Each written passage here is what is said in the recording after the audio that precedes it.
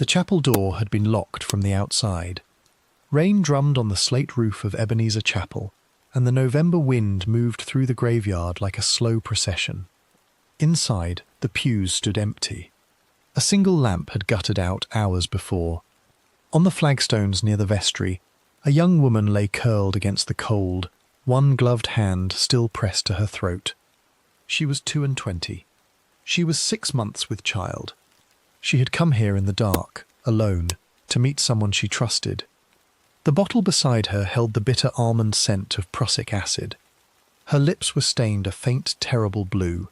Outside, the town of Bromley slept on, unaware that a schoolmistress had just breathed her last upon consecrated ground, and no one, in that hour, would come to help her. The quiet before the storm. Good evening, and welcome. Welcome to the Bedside Historian. The hour is late where I am, and the house has gone quiet in the way houses do when the day has finally given up trying. Perhaps you are lying in the dark with the covers drawn to your chin. Perhaps you are in a chair by a window, or on a train that will not reach its station for some hours yet. Wherever you are, I am glad you have come. Tell me, if you will, in your own thoughts, where you are listening from tonight, and what the hour is on your side of the night. It is a small thing to notice, and it steadies the mind before a long story. Before we go any further, I would ask a small kindness. If you find, in the hours ahead, that this quiet voice is a comfort to you, please subscribe to the channel and press the like below. It is a plain thing to ask, and it costs you nothing, and it helps a small candle like this one to keep burning in the dark. The channel grows only when listeners choose, in their own time, to stay. Now, let us go backward together. Not by a year or by a decade, but by the better part of 2 centuries. Close your eyes if they are not already closed. The century turns back. The gas lamps of our own age dim and vanish. The road outside your window narrows into ruts of chalk and clay, and a small town in the county of Kent settles around us in the year 1843. The town is called Bromley. In our own time it has been swallowed whole by the great grey spread of London, but in the year we are entering it is still its own place, a market town of some 4,000 souls, set in the low hills to the southeast of the capital. It has a high street of 2 stories and 3, running north to south along the old road that carried travellers on toward the coast. It has a parish church of grey flint at the top of the hill, and a market house, and a workhouse, and a great many public houses, and a scattering of chapels for those who did not care to worship in the parish church. It has fields at either end of it, and the smell of horses in the yards behind the inns, and on a wet November evening it has the sound of iron-shod wheels grinding over wet stone, and the sound of rain in the gutters, and very little else. The year is not a happy one in the country as a whole. The harvest of the summer just past has been poor. Bread is dear. Wages are thin. In the great manufacturing towns of the north, there have been strikes and marches, and the reading of the Riot Act. Down in Kent, the trouble is quieter and older, a matter of the parish rates and the workhouse and the price of a loaf, but it is there in the corners of every conversation. A young woman living alone on the earnings of her own hands is living close to the bone, and closer still in the months when the days are short. The Queen is a young woman herself, not yet 5 years upon the throne, married 3 years, mother of 2 small children. She has just come back from a long visit to the King of the French, and the papers have been full of it. She is called Victoria, and she has given her name already to an age, though very few in Bromley on this wet evening would have said so. To them she is only the Queen, a distant figure in a distant palace, spoken of at the chapel door, and forgotten by the time the shawl is drawn tight against the rain. I want you to see the high street of Bromley now, as it was on an ordinary evening in the early autumn of that year. The sun has gone down behind the roofs. There are lamps in 1 or 2 of the shop windows, tallow candles for the most part, a whale oil lamp here and there in the more prosperous houses. The linen draper is closing his shutters, one by one, and the sound of the wooden panels falling into their frames carries a long way in the still air. A boy is sweeping horse dung from in front of the King's Arms, where the coaches come in from London. The baker has been shut these 2 hours, but the smell of the morning's bread still hangs about his door. Somewhere a dog is barking, and somewhere else a child is being called in for the night, and the parish clock on the top of the hill strikes 7, one slow note after another, into the damp air. Above one of the shops on the high street, in a set of rented rooms reached by a narrow stair, a young woman is sitting at a plain deal table, with a candle at her elbow and a book open before her. She is not tall. Her hair is a middling brown, parted in the centre and drawn back into a knot at the nape, in the fashion of the day. Her dress is of dark stuff, well kept but not new, with a plain white collar turned down over the shoulders. Her hands are ink-stained at the fingers, in the way of anyone who spends her days with a pen. Her name is Harriet Monckton. She is 22 years of age, and she has, at this hour, some 7 weeks left to live. She does not know this, of course. No one ever does. She is only tired, in the way of anyone who has spent the day with small children and expects to spend the morning with them again. In front of her on the table is a copybook belonging to one of her infants, the letters shaky and crossed out and begun again, and beside it a stub of red chalk with which she has been marking the corrections. In the grate a small fire is burning down to embers. In the corner of the room a pallet bed is made up with a grey blanket, and above it, on a peg driven into the plaster, a shawl hangs waiting for the morning. Harriet has been in Bromley for something under a year. She was born in Yorkshire, into a large family of dissenting tradespeople, and she came south by the London coach after the death of her father, when the household had to be broken up, and each of the older children turned out to earn their own bread. She had a little schooling of her own, more than most girls of her station, and a good hand with a pen, and a temperament suited to the patient work of teaching very small children their letters. That, in the England of that year, was almost enough to make a living. Almost. The living she has made is a small one. She keeps a school of her own on Farwig Lane, a short walk from her lodgings, in a whitewashed room with a low ceiling and a row of long benches, where the daughters and small sons of the Bromley shopkeepers come in the mornings to learn to read and to sew and to say their psalms. She takes a few pence a week from each, and some of them pay and some of them do not, and the ones who do not pay in coin sometimes bring her a small loaf, or a piece of bacon, or a jug of milk from the family cow. On the afternoons when the school is closed, she gives private lessons to 2 or 3 older girls in the front parlour of a widowed dressmaker 2 doors along, for which she is paid in shillings, when the shillings are there to be had. It is not, by any measure, a comfortable life. She lives on tea and bread and a little cheese, and on Sundays a share of whatever her landlady is cooking, and once in a while a piece of mutton if the week has been kind. She mends her own stockings by the light of her candle in the evenings. She washes her own linen at the pump in the yard behind the shop, in cold water, with a bar of yellow soap that cost her 4pence and must last the month. In the winter she wears a second pair of stockings under the first, and a knitted jacket beneath her dress, and sits closer to the fire than she likes to, because coal is dear and she counts every scuttle. And yet she is not, by the standards of that year, an unhappy young woman. She has her own key to her own door, which is a rarer thing for a woman of 22 than we sometimes remember. She has work she is good at. She has friends in the town, a fellow schoolmistress, a fellow chapel-goer, a shopkeeper's daughter or 2, with whom she takes tea on Wednesday afternoons and reads aloud on Saturday evenings. She has, above all, her chapel. And it is there, more than at the schoolroom or at the deal table with the copybook, that the real weight of her life is carried. The chapel is called Ebenezer, after the stone that Samuel set up in the first book of Samuel, and it stands at the far end of Widmore Road, a plain brick building with a small burying ground behind it, and a low iron rail across the front. It is not a large congregation. Perhaps 120 souls at the fullest, spread across 2 Sunday services and a Wednesday evening meeting.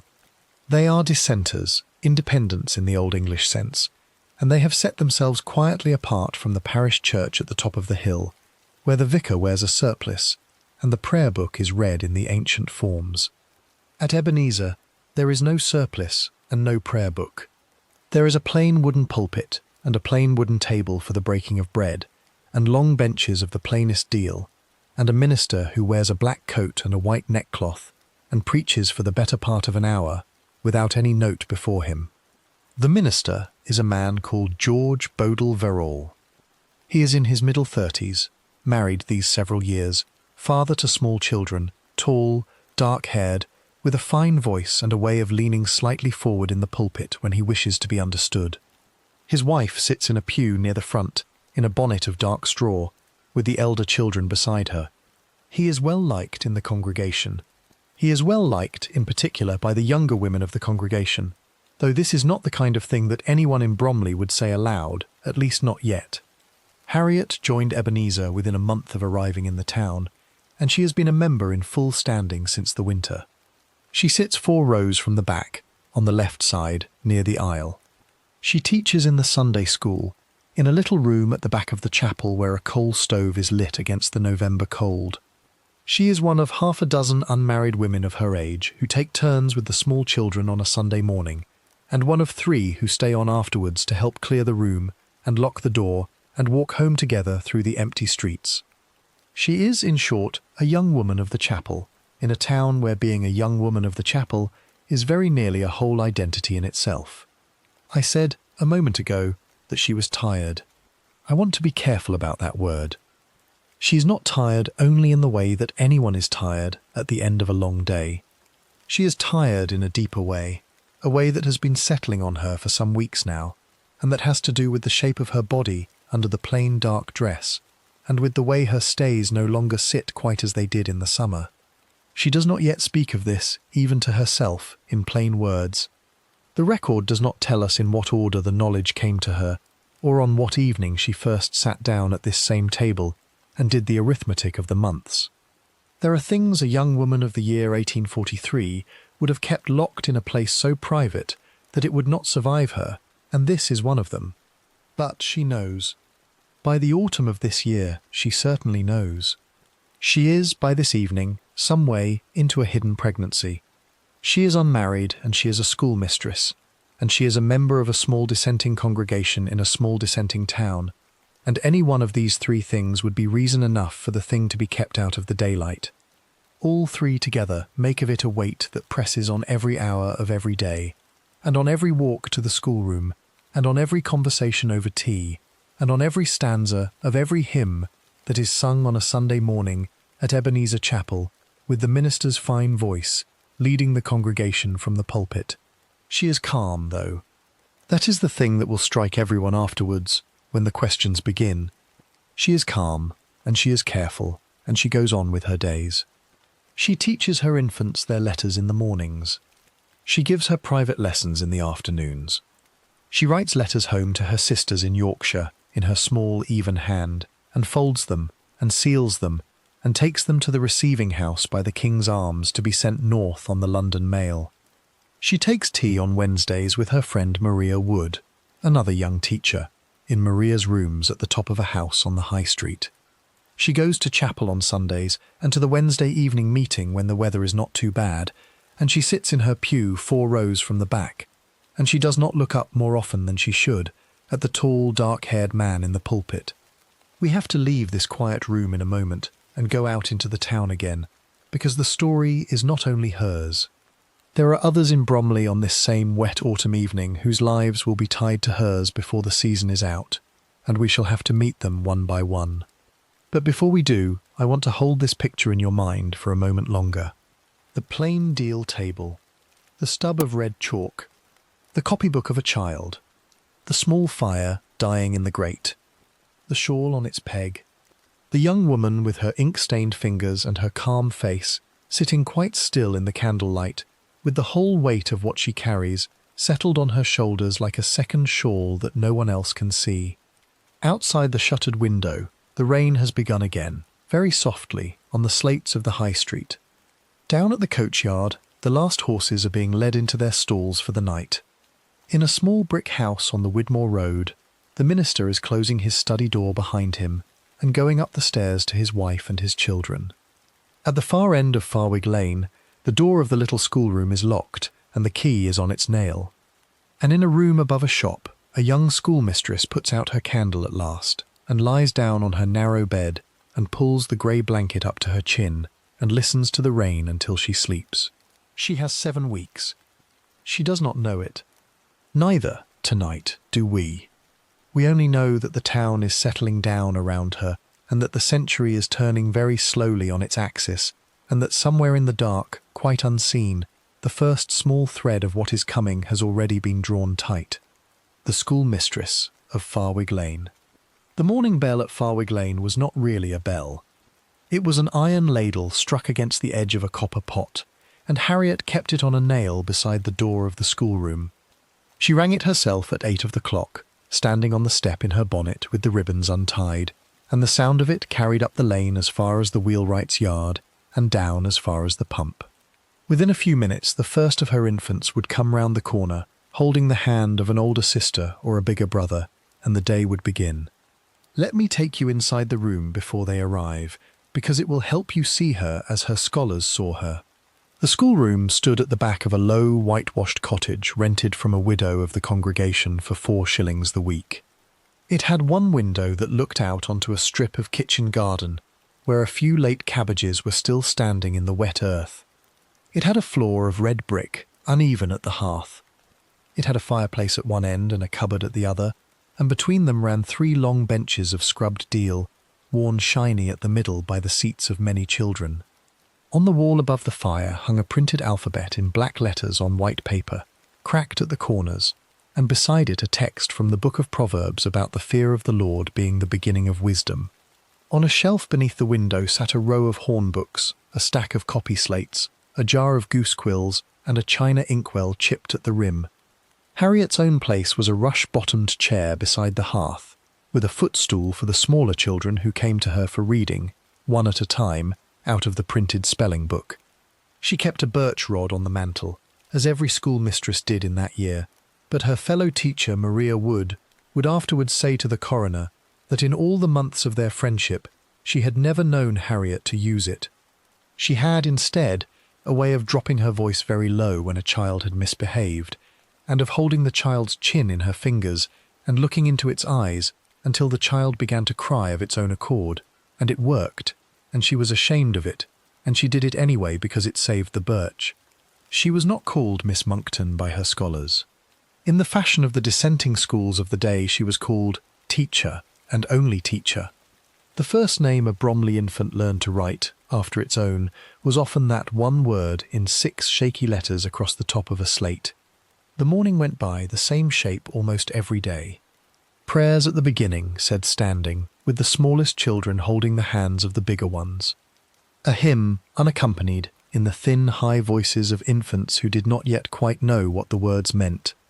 Then the reading, and the copying of letters, and the sewing of a hem for the girls, and for the boys the ciphering of a few simple sums upon their slates. At 11 there was a break of a quarter of an hour, in which the children ate whatever crust they had brought from home, and Harriet drank a cup of milk from a tin can that a farmer's daughter fetched her from the dairy at the top of the lane. At noon the school ended. The children were sent home to their dinners, and Harriet walked back down the high street to her lodgings, with her key in her pocket and the ink of the morning still on her fingers. You have to remember, at every step of this, how thin the margin was between keeping on and going under. She was earning, in a good week, perhaps 8 shillings from the school itself, and another 2 or 3 from her private lessons in the afternoons. Out of that came the rent of her rooms, which was 3 shillings the week, and the rent of the schoolroom at 4.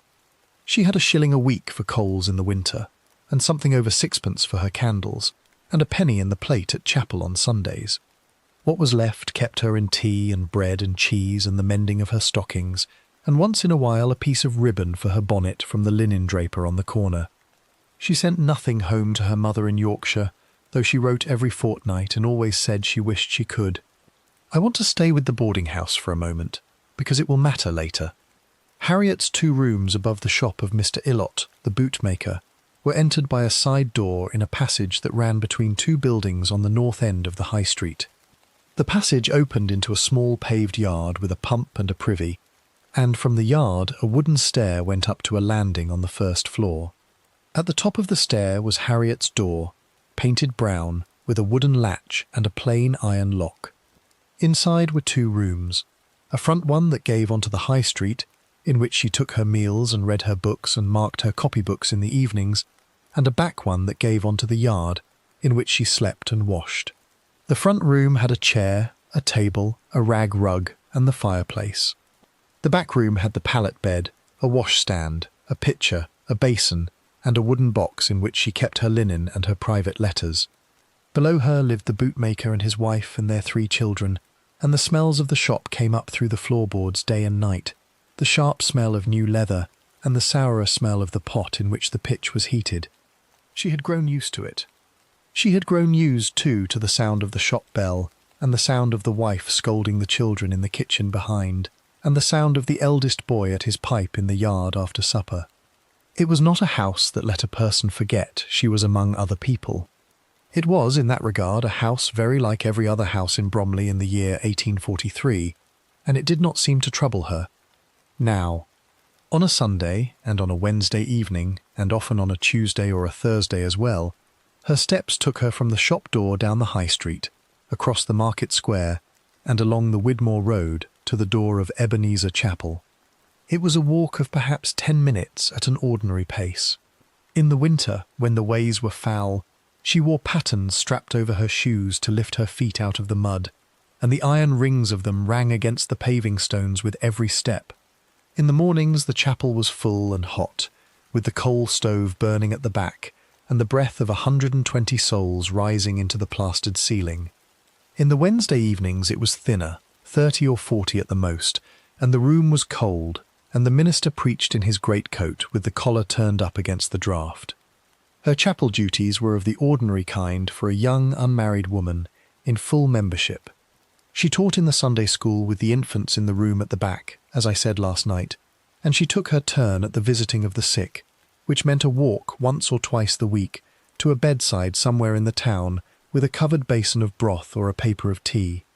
She helped at the tea meetings that the congregation held 4 times in the year, in the schoolroom next to the chapel, at which the members paid 6pence for a cup of tea and a slice of seed cake, and sat in rows on the long benches, while an address was given by a visiting minister from London or Sevenoaks.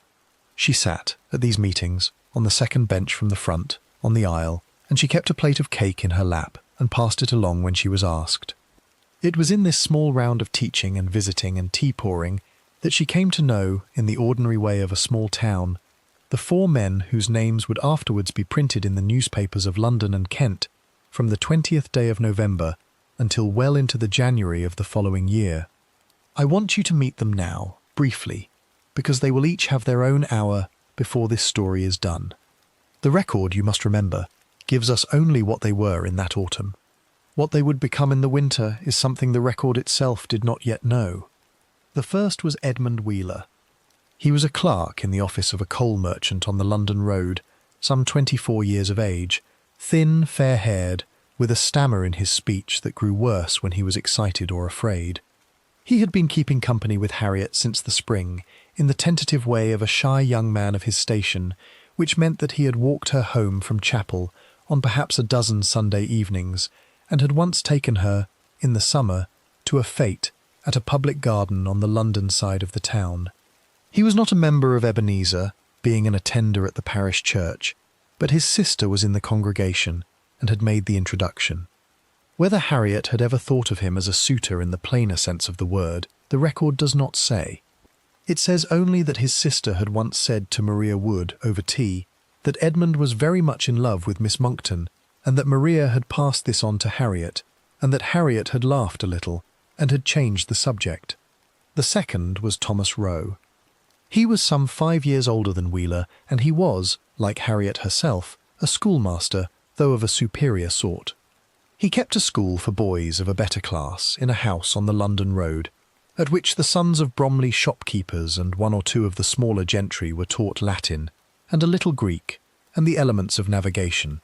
He was a member at Ebenezer, sat in the 3rd pew from the front on the right side, and was one of the 4 men whom the minister could call upon to lead the congregation in prayer if he were unavoidably absent. Roe had known Harriet for some 6 months. He had lent her books. He had corrected, once or twice, the sums that her elder scholars brought home for her to check. He had, in the mind of the town, come to be spoken of as a possible husband for her, though he had never spoken to her father being some years in the grave, and had never, so far as any witness could later attest, spoken plainly to her either. The third was George Beard. He was the son of Mr. Beard, a surgeon of the town, and he was in that autumn a student of medicine at one of the London hospitals, coming home to his father's house at the end of every week.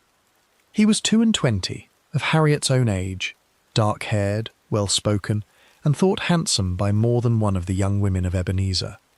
He too was of the congregation, though less regular in his attendance since his studies had taken him up to town. He had been for some months, in the phrase of the day, paying his addresses to Harriet, and it was generally understood in the chapel that he was serious in this, and that his father approved, and that a proposal might be made within the 12-month, if the young man's studies went as they should. He had walked her home from Wednesday meeting many times. He had sat with her at the last tea meeting in the summer, in full view of the congregation, and had passed her his own cup when hers was cold. And the fourth. The fourth was the minister of Ebenezer Chapel himself, Mr. George Bodle Verrill.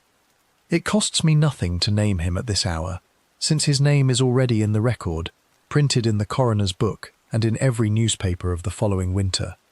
But I want you to notice that in the autumn of this year, his name would not yet have been said in Bromley in the same breath as Harriet's.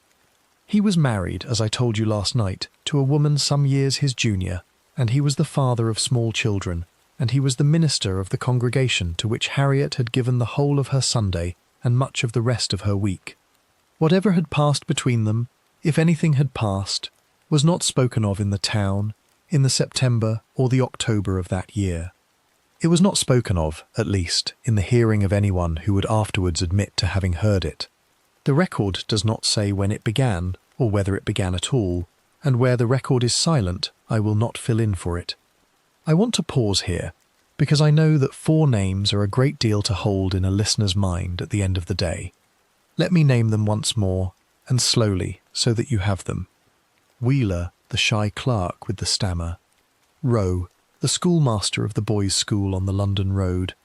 Beard, the surgeon's son who was reading medicine in the hospitals of London. And Verrill, the minister of Ebenezer Chapel, married, with his wife in the front pew and his children at her side. Wheeler, Rowe, Beard, Verrill. 4 men. 3 of them courting her, in the language of the day. 1 of them her minister. And each of them, before the winter was out, would have his hour on the boards of the upstairs room at the King's Arms with the coroner's jury looking on. She had, of course, no notion of any of this. Neither did they. On the evenings I am speaking of, in the September and October of 1843, they were only 4 men in a small town, and she was only one young schoolmistress among a number, and the town went on with its ordinary business of buying and selling and preaching and drinking, and the parish clock struck the hours over the wet roofs, and the mail coach came in from London each afternoon at 3:30, with its lamps already lit against the shortening days. She was, however, doing one thing in these weeks that no one in the town yet knew of. She was writing letters. She had a small mahogany writing box that she had brought south with her from Yorkshire, with a sloped lid lined in green baize, and she kept it on the deal table in her front room, and she opened it 2 or 3 times the week, and she wrote. To whom, and about what, the record will let us know in its own time. It is enough to say, for tonight, that in the drawer of that box, by the last week of October, there lay 6 letters in her small, even hand, some of them sealed and addressed and never sent, and one of them, sealed and addressed, that she had put aside because she had not yet decided whether to burn it or to leave it where a hand other than her own would one day find it.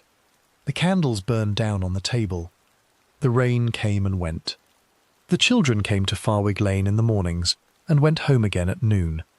The Sabbath came round and she took her seat 4 rows from the back, and the minister preached from a text in the Epistle to the Hebrews about the running of a certain race, and she sat quite still and looked at her hands in her lap, and did not, so far as any of her neighbours could afterwards remember, look up at the pulpit more often than a member of the congregation ought. Somewhere, in the drawer of the mahogany box, the sealed letter waited, and the arithmetic of the months went on, in its own silence, under the plain dark stuff of her dress. A secret beneath the bodice.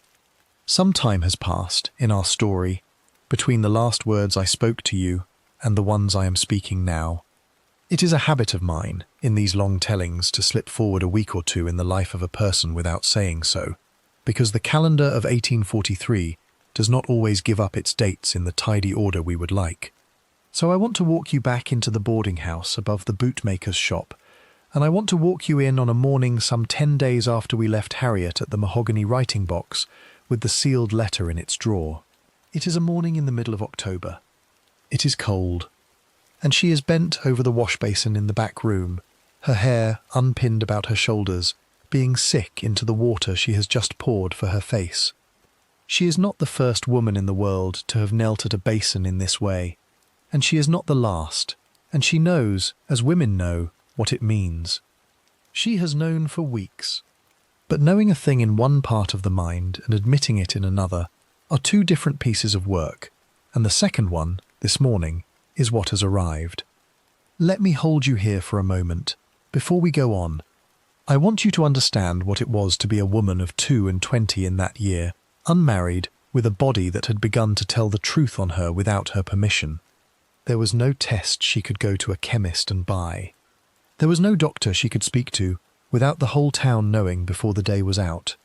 There was no married sister across the yard, in her case, because her sisters were in Yorkshire, and the letters from home took the better part of a week each way.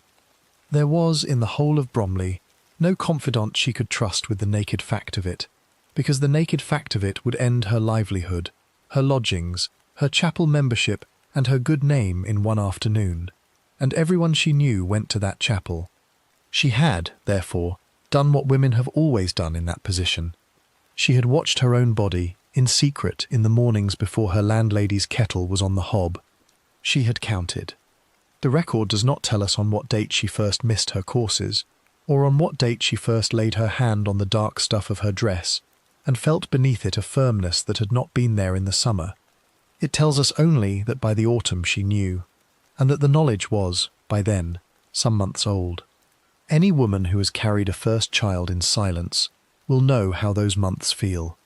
There is no need for me to draw the picture further. What I can tell you is what the record does hold, in the evidence of her clothing. On a morning in October she went to her wooden box of linen, and she took out her second set of stays, the ones she wore under her weekday dresses, and she loosened the laces of them by 1/2 inch on each side before she tied them on. 1/2 inch is nothing. 1/2 inch on a young woman of Harriet's build was 2 months or 3.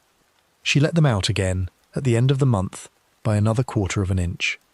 She would let them out once more before the 6th of November, and when the coroner's surgeons came to examine her clothing, they would find those laces set at their easy notches, and they would draw from that fact the conclusion that anyone who had ever laced a stay could have drawn from it in a moment. She had, meanwhile, to hide the shape of herself from the eyes of 120 acquaintances. She did it in the way any woman of her class would have done it in that year. She kept to her dark gowns. She wore a fuller apron over them at the schoolroom, of coarse holland, tied high beneath her arms. She stopped, in that October, going up to Maria Wood's rooms for tea on the Wednesdays, and sent instead a note pleading a cold, or a headache, or a copybook that had to be finished. She did not stop going to chapel. To have stopped going to chapel would have been to announce, in Bromley in that year, that something was wrong with her, and she was not yet ready to announce it. Instead, she took to sitting in a pew further back than her usual place, near the door, so that she could slip out during the closing hymn, if the closeness of the room began to trouble her. We have to move now, for a moment, from the boarding house to another set of rooms on the same high street. Maria Wood, her fellow schoolmistress, lived 200 yards up from Ilot's, above the shop of a linen draper, in a single upstairs room that she rented for 2 shillings and 6pence the week. She was of Harriet's age, or thereabouts, and she taught in a school for slightly older girls at the far end of the town, and she and Harriet had struck up their friendship within a fortnight of Harriet's arrival in Bromley. It was to Maria, in the last week of October, that Harriet at last spoke a version of the truth. The scene is not one we can reconstruct with certainty. Maria would afterwards, at the coroner's inquest, give an account of it in careful and guarded phrases, of the kind that a witness gives when she is trying to protect her friend's memory and her own reputation both. What she said, in effect, was this: that Harriet had come to her rooms one evening after school, in the brown bonnet with the darker ribbon, and had sat by the fire with her cup of tea untouched in her lap, and had said, at last, that she was in trouble, and that she did not know what to do. That Maria had asked her, in the way of a friend, whether it was money that was the trouble, and Harriet had shaken her head. That Maria had then asked her whether it was a man, and Harriet had said only that it was a great deal more than a man, and had begun to cry, without a sound, into her tea. Two neighbours of Maria's would afterwards give slightly different accounts of the hour at which Harriet was seen leaving that house, and both were certain, and the coroner in the end let both stand. What is not in dispute is that when Harriet came down the stair to the passage and went out into the high street, she was walking slowly, and holding her shawl close about her, and she went straight home to her own rooms above the bootmaker's, and lit her candle, and did not come down again that night, not even for the crust of bread and cheese that her landlady set out for her by the kitchen door. We do not know what she said to Maria in that upstairs room. We know only what Maria was willing to say, in a public house, in front of 12 men of the jury, 6 weeks later. There is a great deal more that was said between those two young women that evening, and none of it survives. That is one of the honest things about this story. There are, in it, whole conversations that took place between two people, in candlelight, in October of that year, that no one wrote down, and no one ever will. I will not put words in their mouths for you. You do not, at moments like this, need words invented. What you need is to sit for a moment with the fact of it. A young woman of 22, with a body that has begun to tell on her, walking down a wet high street at the end of October, holding her shawl at her throat, and going home to a room where no one is waiting for her. Back in that room, on the deal table, the mahogany writing box was open. Harriet had gone straight to it, we may fairly say, from the door. She had taken out a fresh sheet of paper. She had trimmed the wick of her candle. She had dipped her pen. And she had written a letter, that evening, of which we know very little indeed, because she read it over when it was finished, and she thought better of it, and she did not send it. She held one corner of it to the candle flame instead, and she watched it curl and blacken in her fingers, and she dropped what remained of it into the grate and watched it burn to a grey feather in the coals. This much her landlady, coming up next morning with the water, could see for herself in the ashes. To whom was that letter written? The record does not know. It was ashes by the time anyone thought to ask. Some, afterwards, would guess that it had been meant for the minister at Ebenezer. Some would guess that it had been meant for the surgeon's son, home for the weekend from his London hospital. One or two, more cruelly, would guess that it had been meant for her mother in Yorkshire.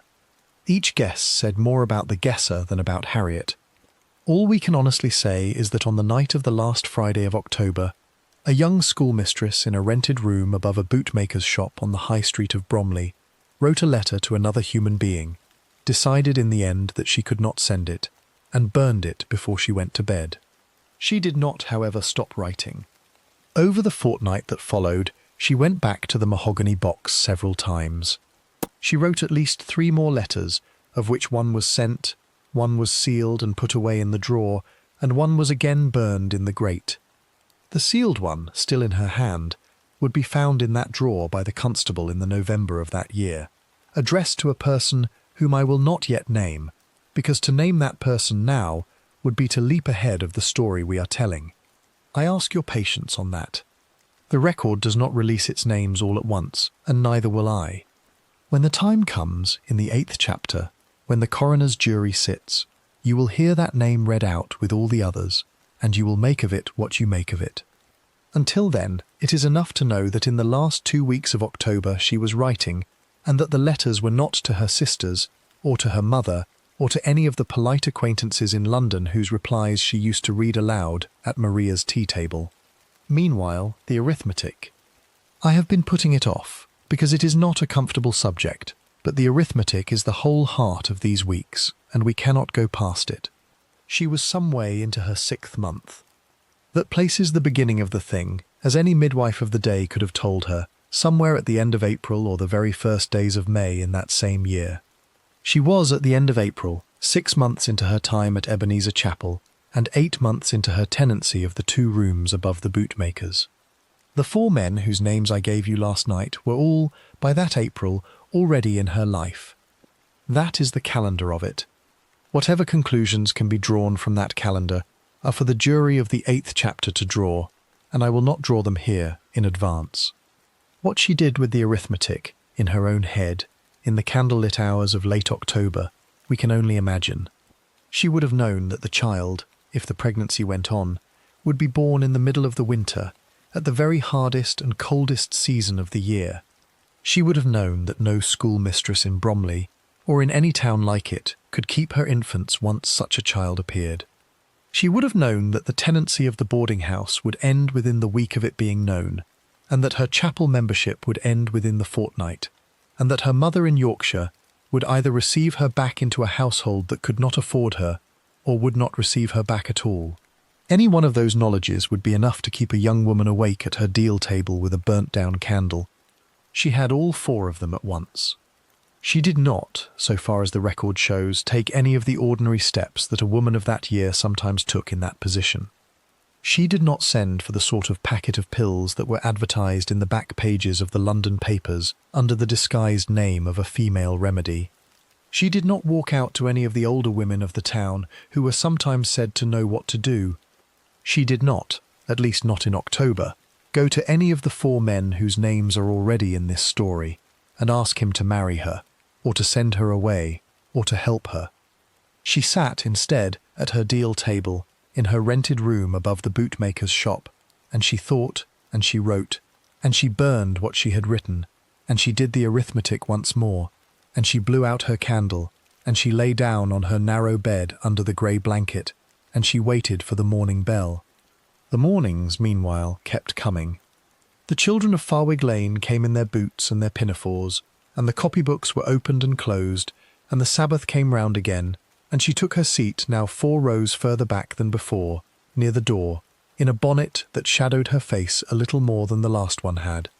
The minister of Ebenezer, Mr. Verrill, preached on the last Sunday of October from a text in the 5th chapter of the book of Ecclesiastes, about a man's promises being better unmade than made and unkept. He was thought afterwards by more than one of the older members of the congregation to have been unusually pale that morning at the pulpit, and to have gripped its edge harder than was his custom. But that, again, is a thing said afterwards, when everything is remembered darker than it was, and I will not weigh it more than it can bear. The month turned. The frost came down harder in the mornings, on the cabbages in the widow's garden behind the schoolroom. In the drawer of the mahogany writing box, the sealed letter waited on its bed of green baize, with a name upon it in Harriet's small, even hand.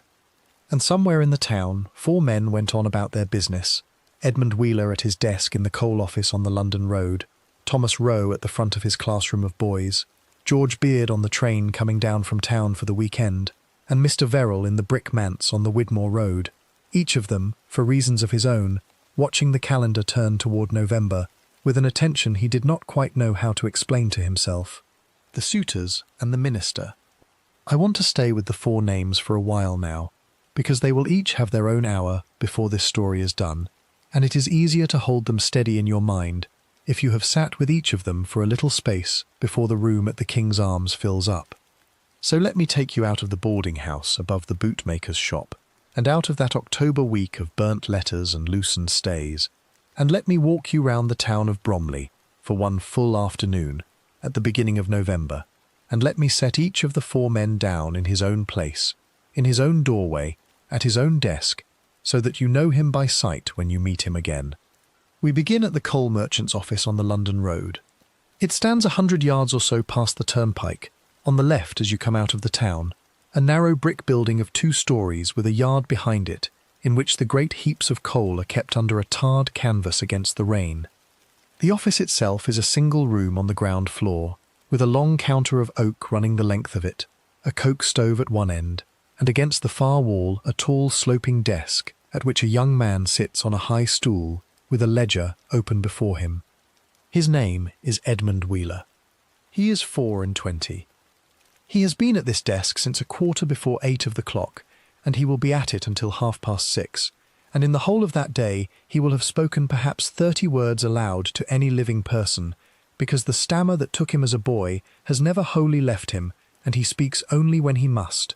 He is a thin young man, of no great height, with hair the colour of new straw, and eyes of a washed-out blue. He wears a black stock at his throat, a waistcoat of grey wool, and over both a coat of a rusty black that was made for a fuller man than he is now.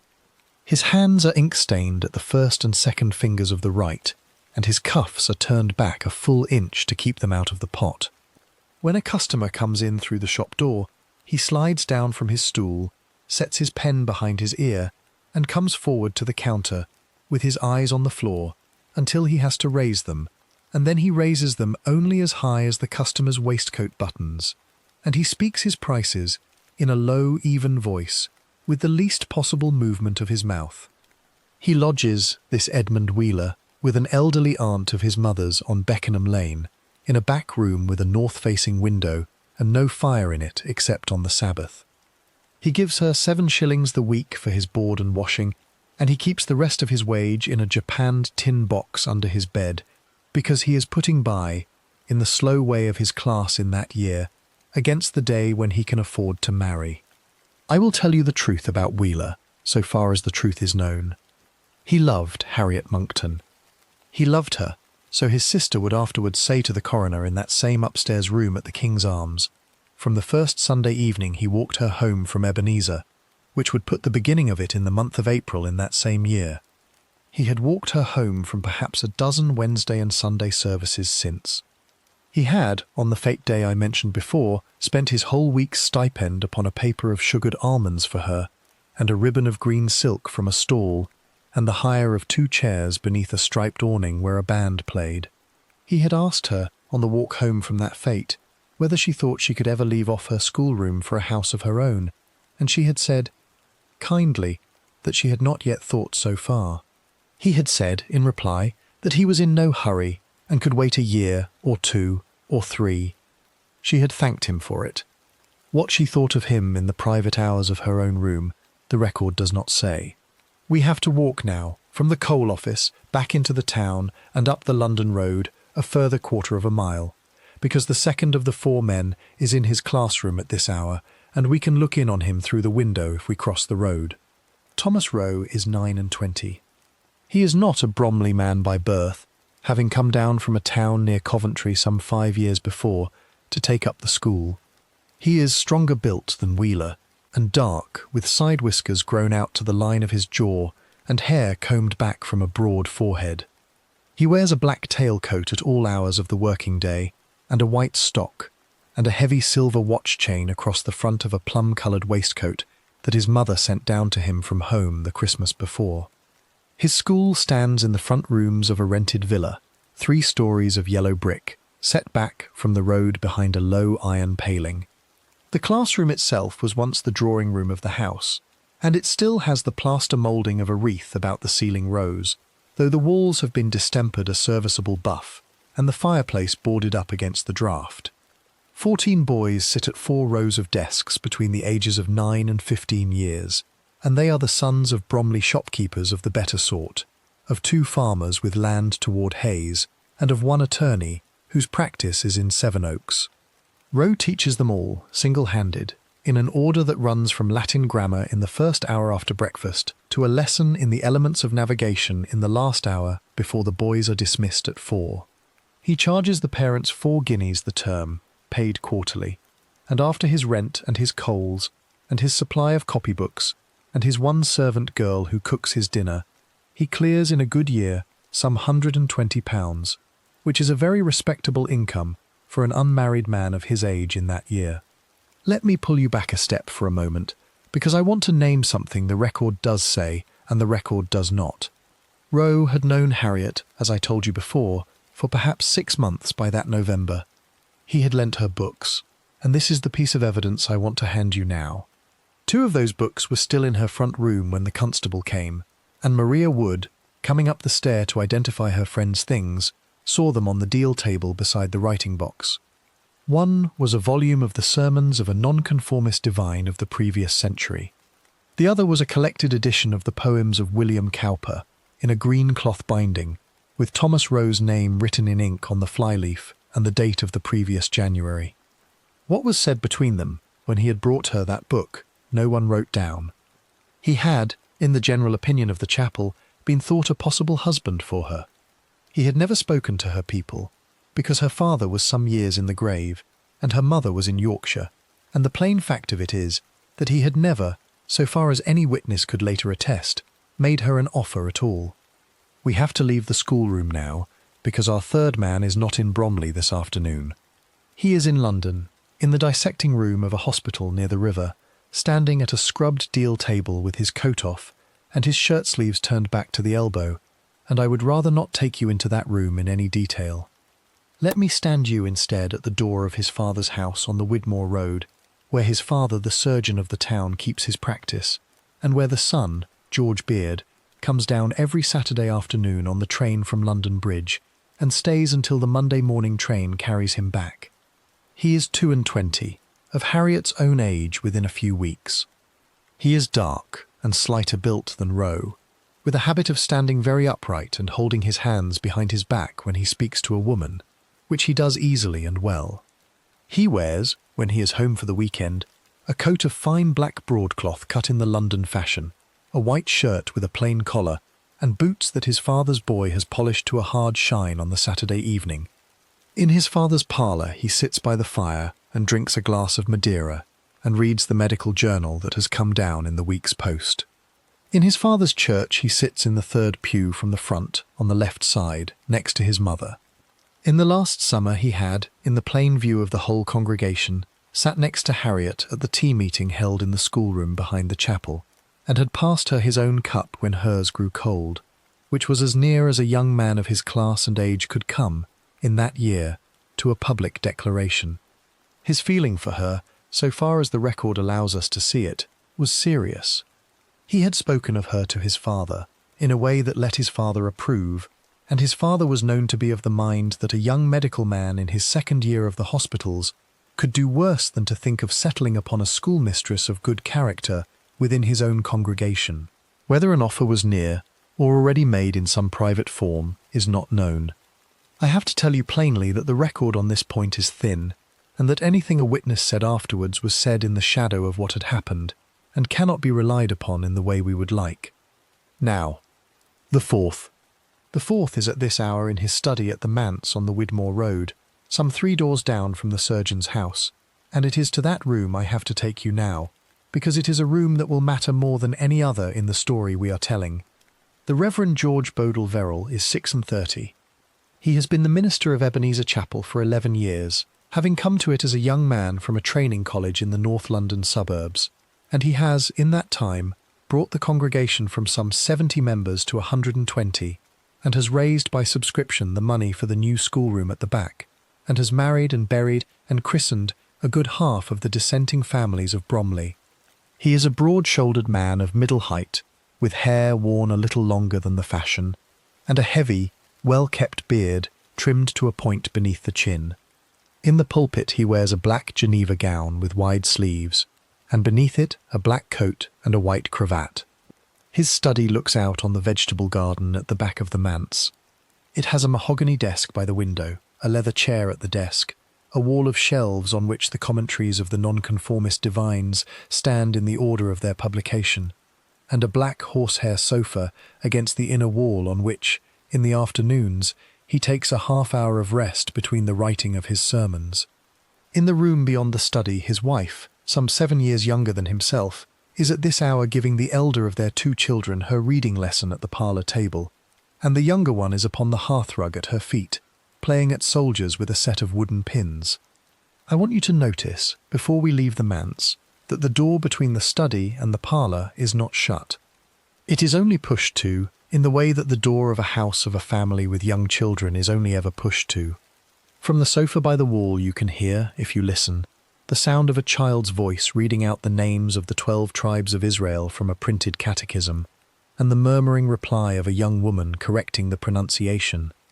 Whatever was between the minister and the schoolmistress of Farwig Lane if anything was between them, went on in a house whose doors did not close. That is one of the plain facts of it. Anything else I would tell you would be a guess, and I have said before that where the record is silent, I will not fill in for it. Wheeler, Rowe, Beard, Verrill. The clerk at his desk in the coal office. The schoolmaster at the front of his classroom of boys. The surgeon's son in the dissecting room by the river. The minister at his mahogany desk with the parlour door pushed to behind him. 4 men. 4 rooms. 4 ledgers, if you like, each of them being kept in that November in a hand of its own, and each of them, before the winter was out, would be opened in evidence upon the boards of the upstairs room at the King's Arms. The afternoon light is going now, over the roofs of Bromley. The gas lamps in the High Street are being lit one by the lamplighter with his long pole. In the boarding-house above the bootmaker's shop, on the north end of that street, a schoolmistress of 22 is climbing the wooden stair from the yard with her key already in her hand, and the Sabbath after next is coming toward her, in the ordinary way that a Sabbath comes toward any member of a dissenting chapel, and she does not yet know that it will be the last one she will keep, the last Sabbath. Sunday, the 5th of November in the year 1843, came in over Bromley with a grey wet sky and a wind that had turned since the night before. It was not yet light when Harriet woke. She lay for a time with the blanket drawn up and listened to the rain on the tiles above her head and to the first cart of the morning going down the High Street toward the market at Lewisham. Then she sat up. She lit her candle from the last of the coals in the grate, drew on her stockings by its light, and washed her face at the china basin in the corner before combing out her hair before the little square glass on the wall. I want to walk beside her for this morning, if you will let me. It is a day I have carried in my head for some years now, because it is her last unbroken day, and because everything that happens in it happens twice. Once as an ordinary Sabbath of a schoolmistress in a Kentish market town, and once as a set of facts, each of which would afterwards be picked up in the tweezers of a coroner and held to the light. I would rather you saw both. She dressed with care. 6 months into her time now, though I have told you before that she had let the laces of her second stays out by 3/4 of an inch, she chose that morning her fullest of her Sabbath gowns, a dark bombazine, near black, with a collar of white linen turned back at the throat. Over it she put a shawl of grey wool that had been her mother's, took down her Sunday bonnet from the peg and tied its ribbons under her chin with hands that were not, so far as we can tell, unsteady. She had lived, by that morning, some 5 weeks with the knowledge of what was coming. That kind of knowledge, at 5 weeks, has done its worst and settled itself in a person, and it is possible to eat a piece of bread and put on a bonnet without one's hands giving one away. Down the wooden stair to the yard she went, at 9:15. Mrs. Illott, the landlady's wife, was in the back scullery, and looked up and gave her good morning, and offered her a cup of tea from the pot on the range. Harriet took the tea. She stood by the door with the cup in both hands and drank it while looking out at the rain in the yard, and she asked, in her ordinary voice, whether Mrs. Illott had heard yet if the joint would be cold or hot for the 1 o'clock dinner. "Cold," said Mrs. Illott, "on account of the coals being low and the roast not being fit for the fire till Monday." Harriet nodded, drank down her tea, set the cup on the deal shelf, thanked her, and went out through the passage into the High Street with her Bible under her shawl. The chapel was 6 minutes' walk from the boarding-house, along the pavement of the High Street, and then to the right down Widmore Road, as far as the second turning. The rain had eased off by then to a fine drift, more mist than wet, but the flagstones were slick underfoot, and she went slowly. She passed the coal office on the London Road at the corner, which stood shut for the Sabbath, its shutters closed and the door bolted. Also shut was the schoolroom villa where Thomas Rowe kept his boys during the week. She did not know, as she passed either of those doors, that in 5 days' time each of them would be opened again by the constable and searched from the door to the roof for anything written in her hand. There is no reason she should have known. She was, at that hour, a schoolmistress on her way to the Sabbath service. At the door of Ebenezer she was met by Mrs. Perigal, one of the older women of the congregation, who took her arm in both her own and said that she looked tired and asked whether she had been sitting up too late with her copybooks. Harriet said that she had. Mrs. Perigal patted her arm and let her go. She went in through the porch and down the aisle to the pew where Maria Wood was already sitting, and Maria moved along to make room for her, and the two young women exchanged a look of the kind that only two women who have shared a difficult confidence can exchange, and then they turned their eyes forward to the pulpit and folded their gloved hands upon their Bibles and waited for the service to begin. The Reverend George Bodle Verrall came up the 2 steps of his pulpit at 10:30. He was in his black gown with the wide sleeves, and his beard, freshly trimmed the evening before by his own hand at the manse, was pointed and neat above the white cravat. He gave out the first hymn without looking down at his book, from memory, in a voice that carried well over the ranks of the congregation. It was a hymn of Isaac Watts, on the theme of the passing of the years, and its opening lines are ones that any dissenting congregation of that year would have known as easily as their own children's names. The organ was played by a middle-aged joiner from a workshop on Beckenham Lane, and the singing rose in the unadorned way of a chapel of that persuasion in that decade, without any harmonies and without any hurry. I have to tell you a thing here that no witness would put into words at the inquest, and that I would not put into words now if it were not the honest observation of more than one member of the congregation who spoke to the newspaper afterwards. During the giving out of that first hymn, and during the reading of the lesson that followed, the minister did not once let his eyes rest upon the pew where Harriet Monckton was sitting. He looked to the back of the chapel, and to the door, and to the ceiling, and to the open Bible in front of him, and to the far right side of the room where his wife and 2 children sat with his sister. Where Harriet was, in the pew 4 rows back on the left, near the aisle, his eyes went round and did not settle. Some in the chapel noticed this at the time. Most did not. It is the sort of thing that becomes evidence only after the fact of it. Let me put down what the record does not know before I go on. It does not know what passed through the minister's head during the sermon he preached that morning. He preached from a text in the 11th chapter of the letter to the Hebrews, on the theme of walking by faith and not by sight, and the sermon has not survived in any written form, because he preached, as was his usual habit, from a set of notes on the back of an envelope that he burned in his study grate that same evening. What Harriet took away from the sermon we cannot know either.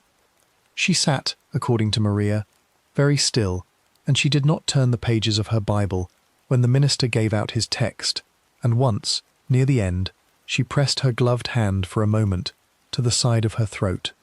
At noon the service ended with the last hymn, and the congregation rose and went out into the porch and stood a while on the flagstones in front of the chapel, greeting one another, asking after one another's illnesses, and shaking hands with the minister at the door as they filed out. Harriet took his hand in hers as she passed, and he took hers, and they exchanged the 2 ordinary words of a minister and a chapel member on a Sabbath morning, and if any other look or word passed between them, no member of the congregation saw it. She went on down the steps with Maria at her elbow, and the 2 of them walked back along Widmore Road toward the High Street. They ate the cold dinner at Maria's rooms above the linen draper. It had been agreed on the Wednesday.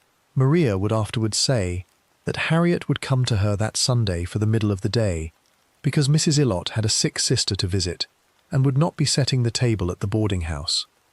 There was cold mutton from the Saturday joint, and there was a wedge of a plain cheese, and there was a loaf of yesterday's bread, and there was a brown jug of table beer, and there was a cake of gingerbread that Maria had baked in her landlady's oven the day before. The 2 young women sat at Maria's deal table by the fire, said the grace, and ate. I want to sit with them for a moment at that table, because it is the last meal of Harriet's life for which we have any record at all. Everything that came afterwards she took alone. It matters to me that you know she had, on that last Sunday, a friend across a table from her, and a hot fire on her right hand, and a beer glass to lift, and a slice of gingerbread on a chipped blue plate. It matters to me that the day was not, in its middle hours, unkind to her. What they spoke of, at that table, we do not know in full. Maria would say only, at the inquest, that they had talked of the school children and of the coming of the winter, and that Harriet had been unusually quiet and had left half her mutton on her plate. She would say that Harriet had said, once, that she had a letter to answer that afternoon, and had said it in a voice that Maria did not question at the time, and afterwards wished she had. To whom that letter was to be written, or whether it was written at all, we do not know. The record is silent on it. I will not put a name to it here for you. At 3 o'clock she took her leave of Maria, and went back down the high street to her own rooms, walking through the light drift of rain with her shawl pulled close. She let herself in at the yard door with her key, went up the wooden stair to her rooms, lit her fire, put on the kettle, and sat for perhaps an hour at the deal table with the mahogany writing box open before her.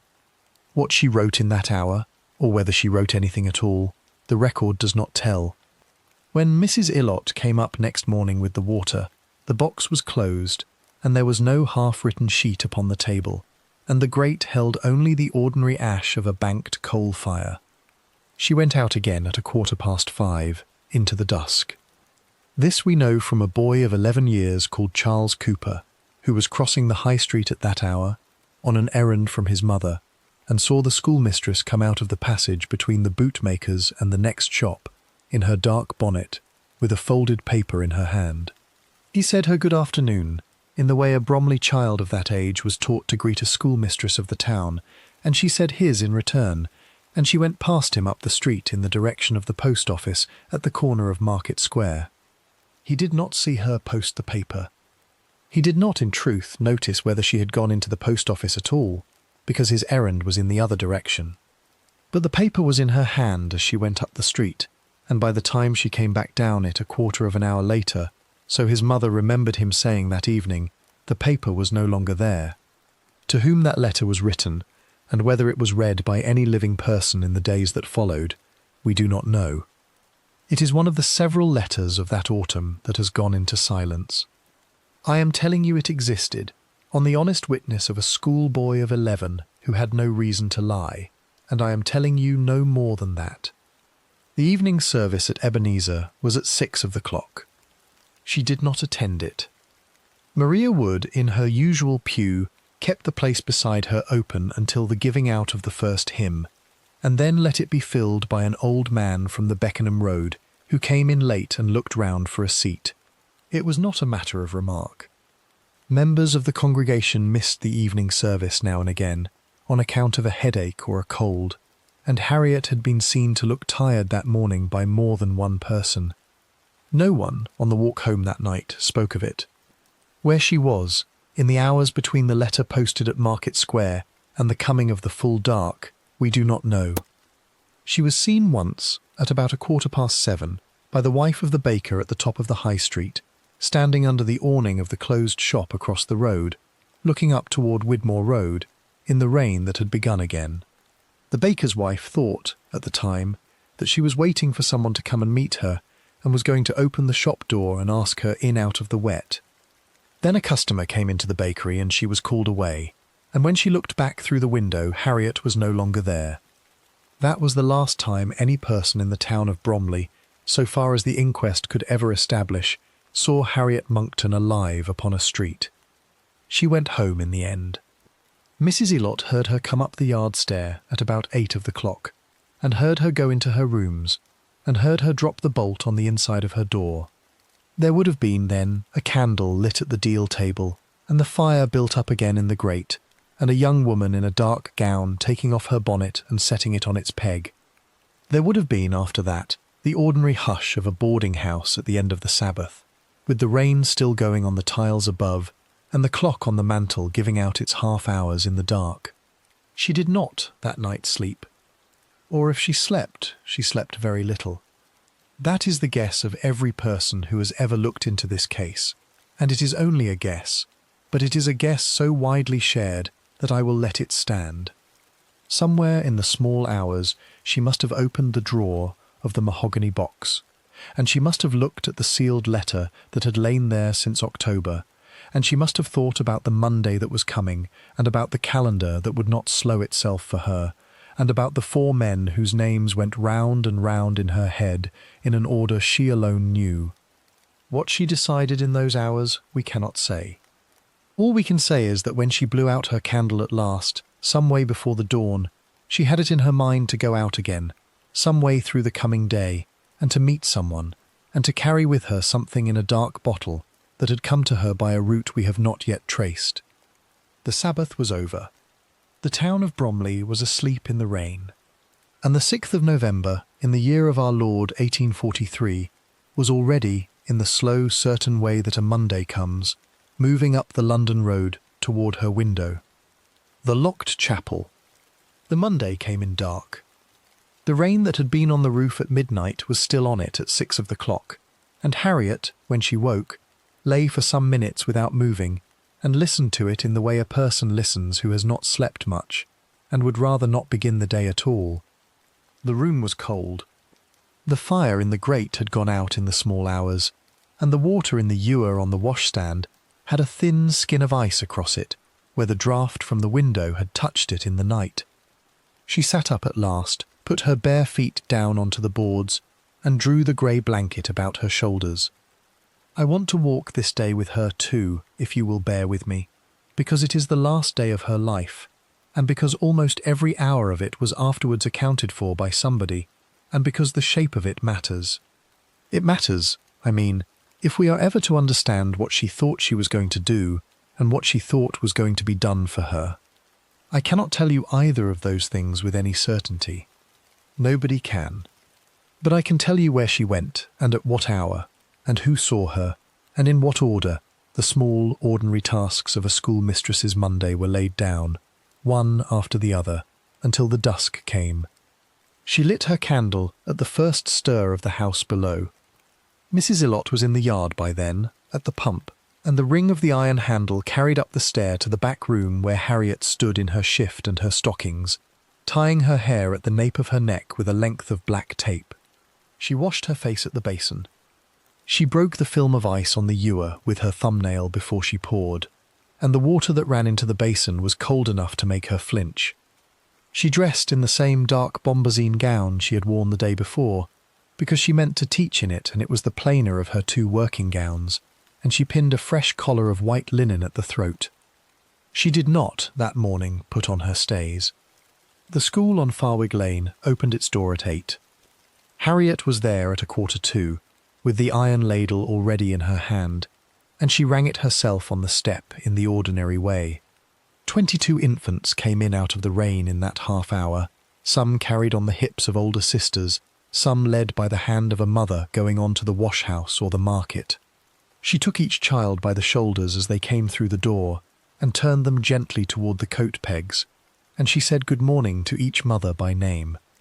Mrs. Bants, whose youngest was 3 and only just weaned, would say afterwards to the constable that Harriet had looked pale to her that morning, and had held on to the doorpost for a moment when she straightened up from lifting the child down, and had answered a question about the weather in a voice that was not quite her own. She would say also that Harriet had smiled at her when she said it, and had said that she had slept badly, and had asked to be remembered to Mr. Bants, who was a joiner, and had put up her coat pegs the summer before. The morning went on.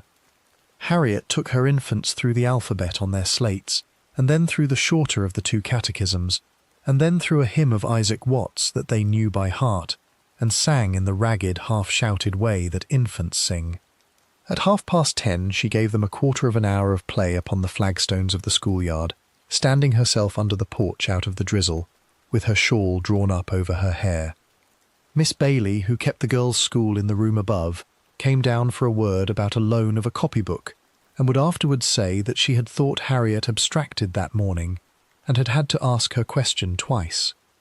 Harriet had answered, when she answered, kindly enough, and had gone up herself to fetch the copybook down from her own shelf, and had put it into Miss Bailey's hands, with a small pressed-together smile that Miss Bailey remembered later, and did not, at the time, think anything of. At noon she dismissed the infants. She stood at the door and gave each of them back to whichever sister or mother had come for them, and when the last one had gone she closed the door, and set the iron bolt across, and swept the flagstones of the schoolroom herself with the birch broom she kept behind the door. She banked the small stove. She wiped the slates with a damp cloth and stood them in their rack. She took her Bible from the desk and her shawl from the peg, and she went out into Farwig Lane with the key in her gloved hand and locked the door behind her. Between 1 o'clock and 3 that afternoon the record goes thin, and I have to say so plainly. She was seen by nobody who afterwards came forward in any place that the coroner's officer was ever able to fix. She did not go back to her own rooms above the bootmaker's shop because Mrs. Illott, who was in and out of the yard through the whole of that afternoon, did not hear her key upon the stair. She did not go to Maria Wood's rooms above the linen draper because Maria was that day at her sister's house at Beckenham and would not come back until after the dark. She did not go into any of the shops of the High Street whose keepers were afterwards asked, though the day was cold and the rain was heavy in the last of that hour, and she must have been somewhere out of it. Where she was, for those 2 hours, has never been established. I have my own idea, and I will not give it to you here, because it is only an idea, and I have promised you I would not fill in for the record where the record has fallen silent. She came back into public view a little after 3, at the door of the surgeon's house on the Widmore Road. This was the practice of the elder Mr. Beard, the father of the young medical student in London, and it was the practice from which the town of Bromley drew most of its physic. She rang the bell, and the boy came to the door, and she asked if the surgeon was within. He was not. He had gone out at 2 to a confinement at a farm on the Hayes Road, and would not be back before the evening. She thanked the boy. She did not leave a message. She stood for a moment on the step with her hand on the doorpost, as if she were thinking whether to leave one after all, and then she thanked him again and turned away down the wet flags of the pavement. The boy would afterwards say, in the upstairs room at the King's Arms, that he did not know why she had come. She had not looked ill, in the way a person comes for physic looks ill. She had not carried a message from any household of the town that he could see. He had thought, at the time, that she had come to see the young Mr. Beard, who was not in Bromley that day either, being still up at the hospitals in London and not due down until the Saturday.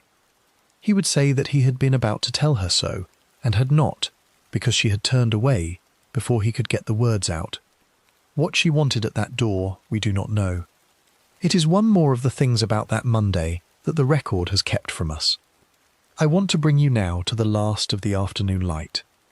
It was going by 4.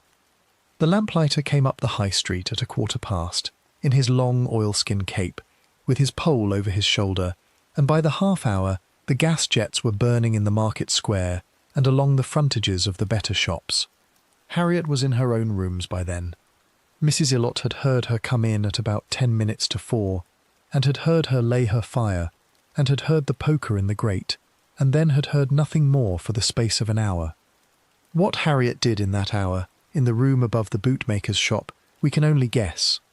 She may have written a letter and burned it. She may have read the sealed one in the mahogany box for the last time. She may have sat by the fire with her hands in her lap and watched the coals turn from red to grey and back to red as the draught took them. I wandered lonely as a cloud that floats on high o'er vales and hills, when all at once I saw a crowd, a host of...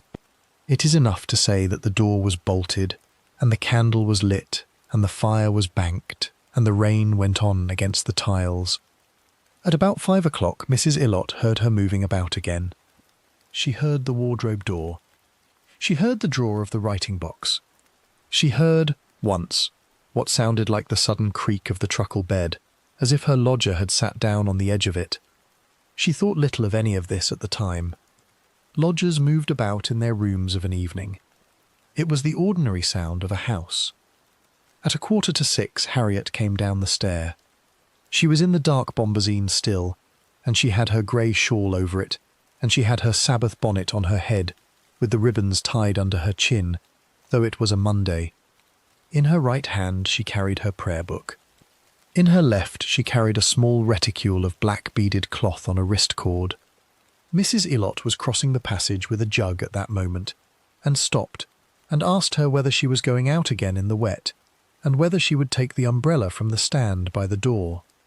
Harriet said no, thank you, that she would not go far, and that she had her shawl. Mrs. Illott would remember afterwards that Harriet had looked at her for a moment longer than was ordinary before she said it, in the way that a person looks who is about to say a further thing and then decides not to. Then she smiled, in her small, pressed way, and stepped past into the passage and let herself out at the yard door into the dark. The rain had eased. It had not stopped. The pavement of the high street was black with it, and the reflected gas lamps ran in long yellow smears in the wet flags, and there was a fine mist in the air that put a bloom on the wool of her shawl within the first 50 yards. She walked north up the street, past the closed frontage of the coal office at the London Road corner, past the boarded window of Rose schoolroom villa, past the surgeon's house on the Widmore Road, where a lamp was burning now in the front parlour, and the shape of the surgeon himself, come home at last from his confinement, could be seen in the window pouring himself a glass at the sideboard. She did not pause at that door. She went on past it, down the Widmore Road, in the direction of the chapel.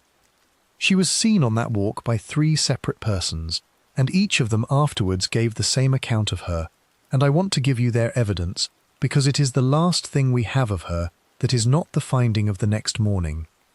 A carter named Weller, coming up the road in the other direction with an empty dray, said good evening to her as they passed and touched his hat, and she said good evening in return, and passed on without pausing.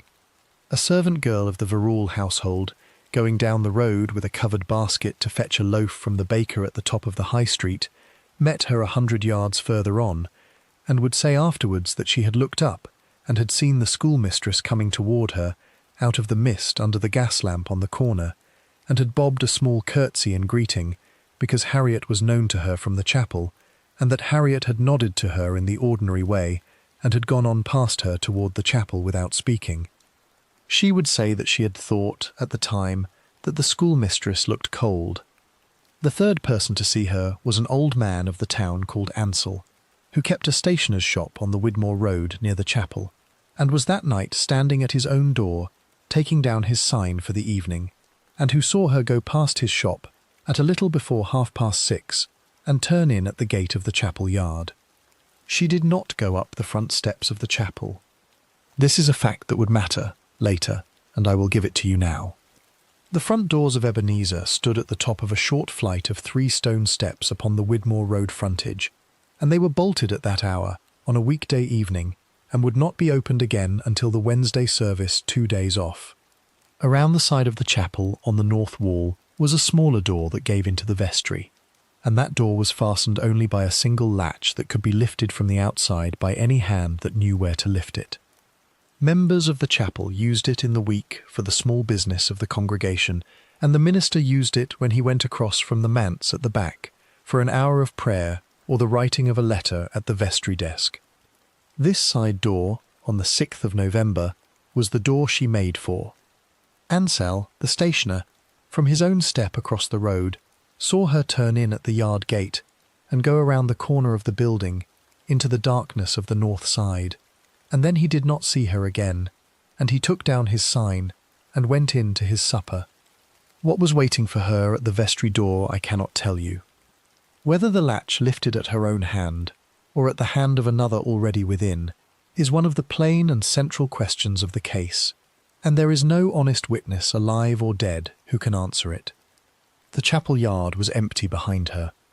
The gas lamp at the corner of the road threw its yellow smear on the wet flags of the pavement she had come up.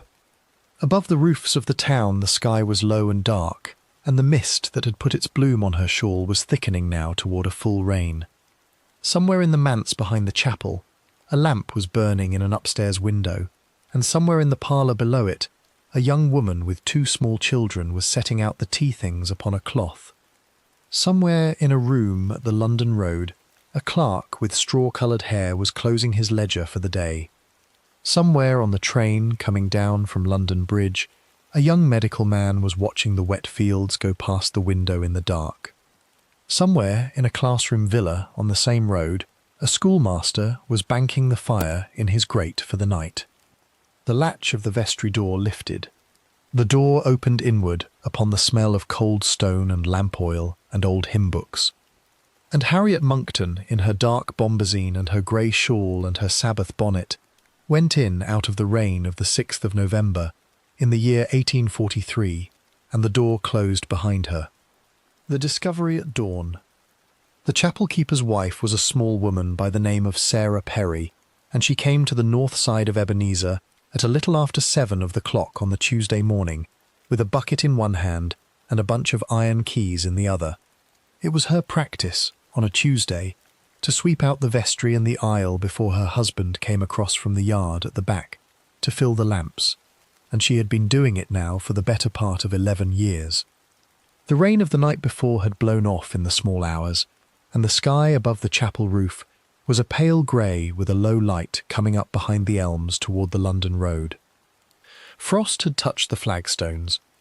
Her boots rang on them as she came around the side of the building, and her breath went before her in a slow white plume. Let me stay beside Mrs. Perry for a moment, if you will. She is about to open a door that she has opened, without any incident of note, on every Tuesday morning for 11 years. She does not know what is on the other side of it. The record does not tell us what she was thinking on that walk from her cottage in the lane to the chapel gate, and I will not put a thought in her head that no witness ever heard. She was a chapel keeper's wife on a cold morning in the 7th of November, going to her work. The latch of the vestry door was down. She noted this, in an ordinary way, as she set the bucket on the step and reached for it. On a Tuesday it was usually down, because her husband had not been across yet to unbolt the front, and no member of the congregation had any reason to come in before her. She lifted the latch. The door opened inward, upon a smell she did not know. It was a thin, sweet smell, faint and cold, and underneath it a fainter smell of something like almonds. She stood for a moment on the threshold with the door in her hand, and looked into the vestry, and the light from the lozenge window above the desk fell on the flagstones by the far wall, and on the shape that lay there. She did not scream. This is a thing that her husband would say afterwards at the inquest, and that Mrs. Illott from the boarding-house would say to any woman who asked her in the market for the next month, and that I want to give you plainly, because it is true, and because it is the mark of the woman. Sarah Perry did not scream. She said, in a voice she would afterwards not remember using at all, "Oh, my dear," and she set down her keys on the desk by the door, and she went across the flagstones, and knelt beside the shape, and put her hand upon its cheek. The cheek was cold. It had the cold of a thing that had been cold for some hours, not the cold of a person who had come in out of the frost that morning. Mrs. Perry knew the difference. She had laid out her own mother, and her sister's child, and 2 aunts, and she knew. She sat back on her heels for a moment with her hand still on the schoolmistress's cheek, and she said, out loud in the empty vestry, the name of the young woman lying on the flagstones. "Harriet," she said. "Oh, Harriet, child." The bonnet was still tied under the chin, though the ribbon had loosened on the one side. The grey shawl had fallen back off the shoulders, and lay in a small heap at the side of the body. The right hand was ungloved, and lay palm upward on the flags, and the left was still in its glove and pressed against the throat, as if the last thing the woman had done was to reach for the collar of her own gown.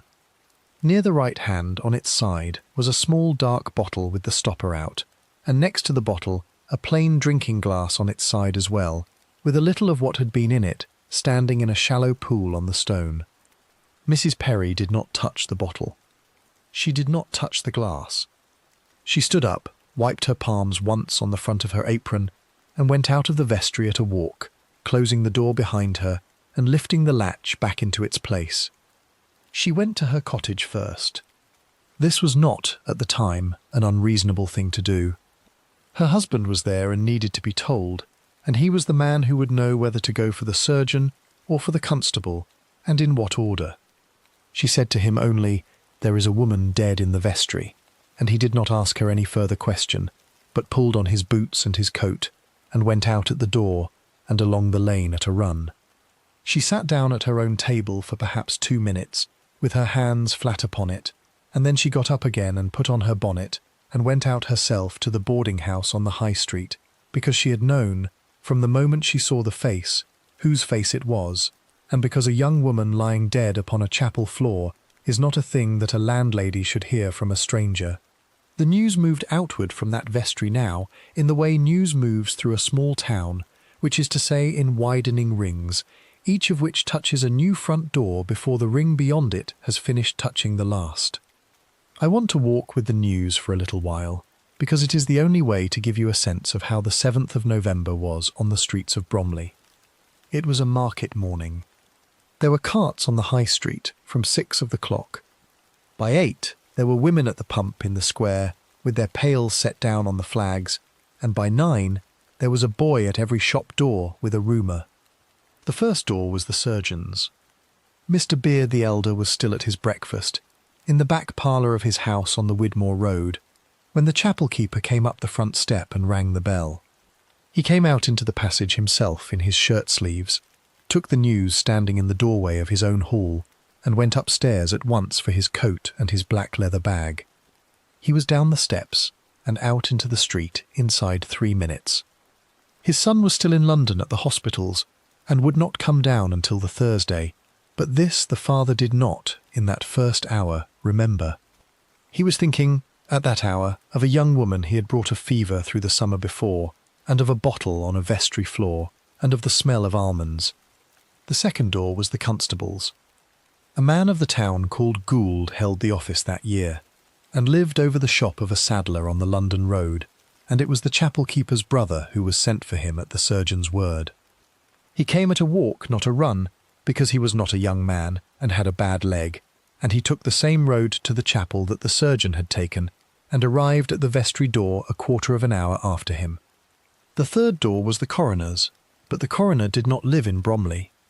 He was a man called Cartar, and he kept his practice at Greenwich, and word would not reach him until the afternoon, and he would not come down to open the inquest until the Thursday. It is worth saying, before I move on from that door, that this was not an unusual arrangement in that decade. A country town of the size of Bromley did not keep its own coroner. It borrowed one from the nearest of the market towns of that division, and it waited on his coming, and in the days between the finding of a body and the coming of the coroner, the body itself would be moved, on the constable's authority, to a place of decent keeping, which in the case of Ebenezer Chapel meant the small back room of the King's Arms public house, 3 doors up the high street from the boarding house. That is where Harriet was taken, at about 11 of the clock on the 7th of November, wrapped in a linen sheet upon a plank, by 4 men of the chapel and the parish beadle. There is a thing I have to say here plainly, and I will say it and then move on. The moving of the body did some of the work that a modern hand would have wanted the coroner to do first. The vestry was swept by Mrs. Perry that same morning. The bottle was taken away by the surgeon, and the glass with it, and put on a shelf in a locked cupboard in his own back office. The ribbon of the loosened bonnet was retied by a chapel woman before the body left the vestry, out of a plain instinct of care that would afterwards make the surgeon shake his head at the inquest. None of these people did anything from a bad heart. They did what women and men of a country town in 1843 did when a body was found on consecrated ground, which was to see to it with a decent haste. The consequence, however, was that by the time the coroner opened his book upstairs at the King's Arms on the Thursday, the vestry was as clean as it had been on any other Tuesday of the year, and the 2 objects on the flagstones were on a shelf half a mile away, and no witness could ever again speak to how they had lain in the first hour of the finding. Let me take you now to the 4 doors that I promised you at the end of the last chapter, because between the 11 o'clock removal of the body and the setting of the winter dusk, the news came at each of those 4 doors, and each of the 4 men in his own way had to open it. The clerk Edmund Wheeler was at his desk in the coal office at the London Road corner when a boy of the town came in at 10:15 with the news in his mouth. He had, so his fellow clerks said, been at his ledger since 8, in his usual grey coat, and had said good morning in his usual quiet way. When the boy came in with the news, he set down his pen, and he asked the boy to say it again, and the boy said it again. He then, without a further word, put the cap on his inkwell, took his hat from its peg, walked out of the office by the front door, and went home to his mother's house on the Beckenham Road, and did not come out again for the rest of the day. His fellow clerks would afterwards say that he had walked out of the office as if he did not quite see the doorway. The schoolmaster, Thomas Roe, heard the news at the door of his own villa on the London Road, at about the same hour, from the mother of one of his boys who had come to fetch her son on account of a toothache. She stood on the step with the child by the hand and told him, plainly, that the schoolmistress at Farwig Lane had been found dead upon the chapel floor. He put out a hand to the doorpost. He said, "Are you sure of it?" And she said, "Quite sure, Mr. Roe. They have carried her to the King's Arms not half an hour since." He thanked her. He gave the boy over to her. He closed his own door. And what he did, in the empty schoolroom in the hour that followed, no living person ever saw. The medical student George Beard was, at that hour, on a bench in a lecture theatre in Southwark, 120 feet under a stained glass dome, taking notes upon the delivery of a breech child in the coloured chalk of his tutor's hand. He would not hear the news until the Wednesday evening, when a telegram from his father reached him at his lodgings and asked him to come down on the earliest train. He would come. He would walk from the station at Bromley to his father's house on the Widmore Road in the dark, with the telegram folded in the pocket of his greatcoat, and he would sit at his father's table with the fire between them for 2 hours without eating what had been put before him. The minister, George Bodle Verrall, was in the manse. He was in his study, at the desk by the window, and the news came to him not from a boy, and not from a member of his congregation, but from his own wife, who came in from the front hall with her hand at her throat, and told him what the baker's wife had told her at the door of the manse only 2 minutes before. He rose from his chair. He said, according to his wife, "May God have mercy." He walked to the window and stood there for a long moment with his back to the room. Then he turned, took his coat from the peg by the door of the study, and went out of the manse across the yard and into the vestry of Ebenezer Chapel by the same latch door through which Harriet had gone the evening before. He stood alone in that vestry for the space of a quarter of an hour, with no witness to what he did or did not do in it, before he came out again and went to see the surgeon at his house on the Widmore Road. By the middle of the afternoon there was no shop on the High Street that had not heard, and no house within the sound of the chapel bell that did not know the young schoolmistress from Farwig Lane was lying under a linen sheet in the back room at the King's Arms. Women came out onto their front steps in 2s and 3s to speak of it. Children were kept in from the yards. The market at the top of the square went on in the ordinary way, because a market cannot easily be stopped, but the voices under the awnings had dropped to full pitch by noon, and the joiner from Beckenham Lane, coming down for a length of ash, was heard to say to the wheelwright that he could not remember such a hush upon the town since the news of the young king's death in 1830. The coroner's officer came down from Greenwich on the last of the afternoon light. He was a bald, careful man in a black coat, and he took a room at the King's Arms for the Wednesday and the Thursday and the days of the inquest beyond that, and he asked, before he sat down to his supper, for the names of every person in the town of Bromley who had spoken to Harriet Monckton in the 7 days before her death.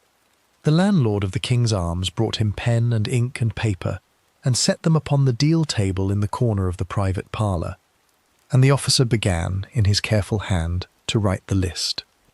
It was a list that would grow through the Wednesday, and grow again through the Thursday, and by the time the coroner himself came up the stair of the King's Arms on the morning after, it would run to more than 50 names, and there would be 4 names at the top of it, and the town of Bromley would be about to begin the longest 3 weeks in the memory of any person then living within the sound of its bell. The inquest at the King's Arms. The upstairs room at the King's Arms was the sort of room a country town kept for a wedding breakfast or the reading of a will.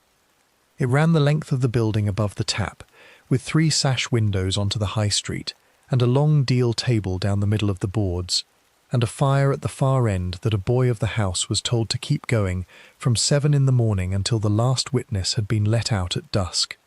On the morning of the 9th of November, in the year 1843, 12 jurymen took their seats around that table. Every one of them was a shopkeeper or a tradesman of the town. The chairmaker from Beckenham Lane sat at the head. The baker from the top of the square sat at the foot.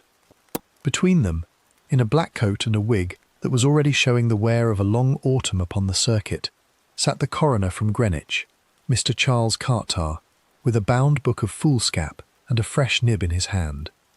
I want to sit you down at that table for a while too, if you will bear with me, because the 3 weeks that opened in that upstairs room on the 9th of November are the reason we know anything at all about the case of Harriet Monckton, and the shape of what was said in it, and what was not said in it, matters more than the shape of any single day that came afterwards. Almost every fact I have given you so far in this telling was written down by the coroner's clerk at that deal table, in the round, steady hand of a man who took each deposition in the words of the witness and then read it back for a mark or a signature. The bundle of those depositions still exists. It sits in a box in the archives of the state to this day. Every word that follows in the next hour has come out of it. The first witness was Sarah Perry, the chapel keeper's wife. She stood at the end of the table in a black bonnet and the same apron she had worn on the Tuesday morning, and she told the coroner in a level voice how she had come to the vestry door with her bucket at 7 of the clock, and how she had lifted the latch, and how she had seen the young woman on the flagstones by the far wall, and how she had known, from the touch of the cheek, that she had been dead some hours. She was asked whether she had touched anything in the vestry apart from the cheek. She said, "No, sir, only the cheek." She was asked whether the bottle and the glass had been standing upright when she came in, or lying upon their sides. She said, "Lying upon their sides, sir." She was asked whether there had been any writing near the body, any paper, any letter, any note of any kind. She said, "None, sir, that I saw." She was asked whether the door had been bolted from within. She said, "No, sir." It was fastened with the latch only, in the way it is always fastened at that hour of the night. She was asked to sign her deposition, and she signed it with the letter S, because she could not write. After her came the surgeon. Mr. Beard the elder took the oath in his even doctor's voice, laid the black leather bag upon the table before him, and set the small dark bottle and the plain drinking glass out beside it, in the way a man will set out the pieces of a case he has thought about all night. He testified to the smell in the vestry, as he had come in behind the constable, to the colour of the young woman's lips, to the froth at the corner of the mouth, and to the finding, in the pocket of her gown, of a single lace-edged handkerchief with the initials H.M. worked in the corner in blue thread. He testified further, in a voice that dropped only for a moment and then went on, that on his examination of the body that evening in the back room of the King's Arms, in the presence of the parish beadle, he had found the young woman to be with child, and that the pregnancy was, in his best estimate, of 6 months' standing. There was, at that word, a movement round the deal table. The chairmaker from Beckenham Lane did not look up from his hands. The baker from the top of the square did. The bottle was passed from hand to hand along the table. It was a phial of dark blue glass, of the size that a druggist would use for a strong tincture, and it bore no maker's label. What was in it, at the hour Mrs. Perry had found it, was 3/4 of an ounce of prussic acid, at a strength known in the trade as Shields, which was to say, of the ordinary shop strength of the time, and quite sufficient to kill a grown woman inside a minute. Mr. Beard the elder was pressed by the coroner as to where such a bottle might have been come by in a country town. He said, in an even voice, that any druggist within 20 miles of Bromley could have supplied it, in that year, upon the asking of any person who gave a plausible reason and signed the poisons book. He said further that he did not, himself, keep prussic acid at that strength in his own dispensary. It was, he said, a physic little used in general practice. 3 druggists were sent for, from Bromley and from Beckenham, and from as far off as Chislehurst, and each brought his poisons book down to the King's Arms, and opened it upon the deal table before the coroner. In none of the 3 books did the name of Harriet Monckton appear against any purchase of prussic acid, in any month of that year or the year before. The coroner set his pen against the entries, and did not lift it for a long moment. Here is a thing to say plainly. The bottle was never traced. It was never, in the whole 3 weeks of the inquest, and in all the years after it, tied by any witness to any hand in the town. It sat on the deal table through every session, and each of the 4 men who came up the stair before the jury was asked if he had ever seen it before, and each of the 4 men said, upon his oath, that he had not. It is one of the several places where the record simply goes dark, and where the honest thing to do is to sit with the dark and not fill it in. Let me lift you out of the room for a moment. We have to leave the upstairs at the King's Arms for the space of a paragraph, and go across the country to give you a sense of what a Victorian inquest was, in the year 1843, and what the jury of 12 tradesmen were being asked to do, and were not being asked to do. They were not there to try any man for murder. They were there to answer a single question in the language of the law, which was, by what means the deceased had come to her death. The answer to that question could take one of 4 shapes. It could be by natural causes. It could be by misadventure or by accident. It could be by her own hand. Or it could be by the hand of a person named, or of a person unknown. If the jury returned a verdict of the last shape, and if that verdict named a person, then the coroner would commit that person for trial upon a warrant of his own. If the verdict did not name a person, the case would rest where the coroner had found it, and no criminal court would ever hear it. This, and I have to say it clearly, was the fork toward which the room at the King's Arms was walking on the morning of the 9th of November, and every witness who came up the stair for the next 3 weeks was walking on it too. The clerk, Edmund Wheeler, was called on the 2nd day. He came up the stair in his grey coat with the hat held before him in both hands, and he took the oath in a voice that was not quite steady but did not break.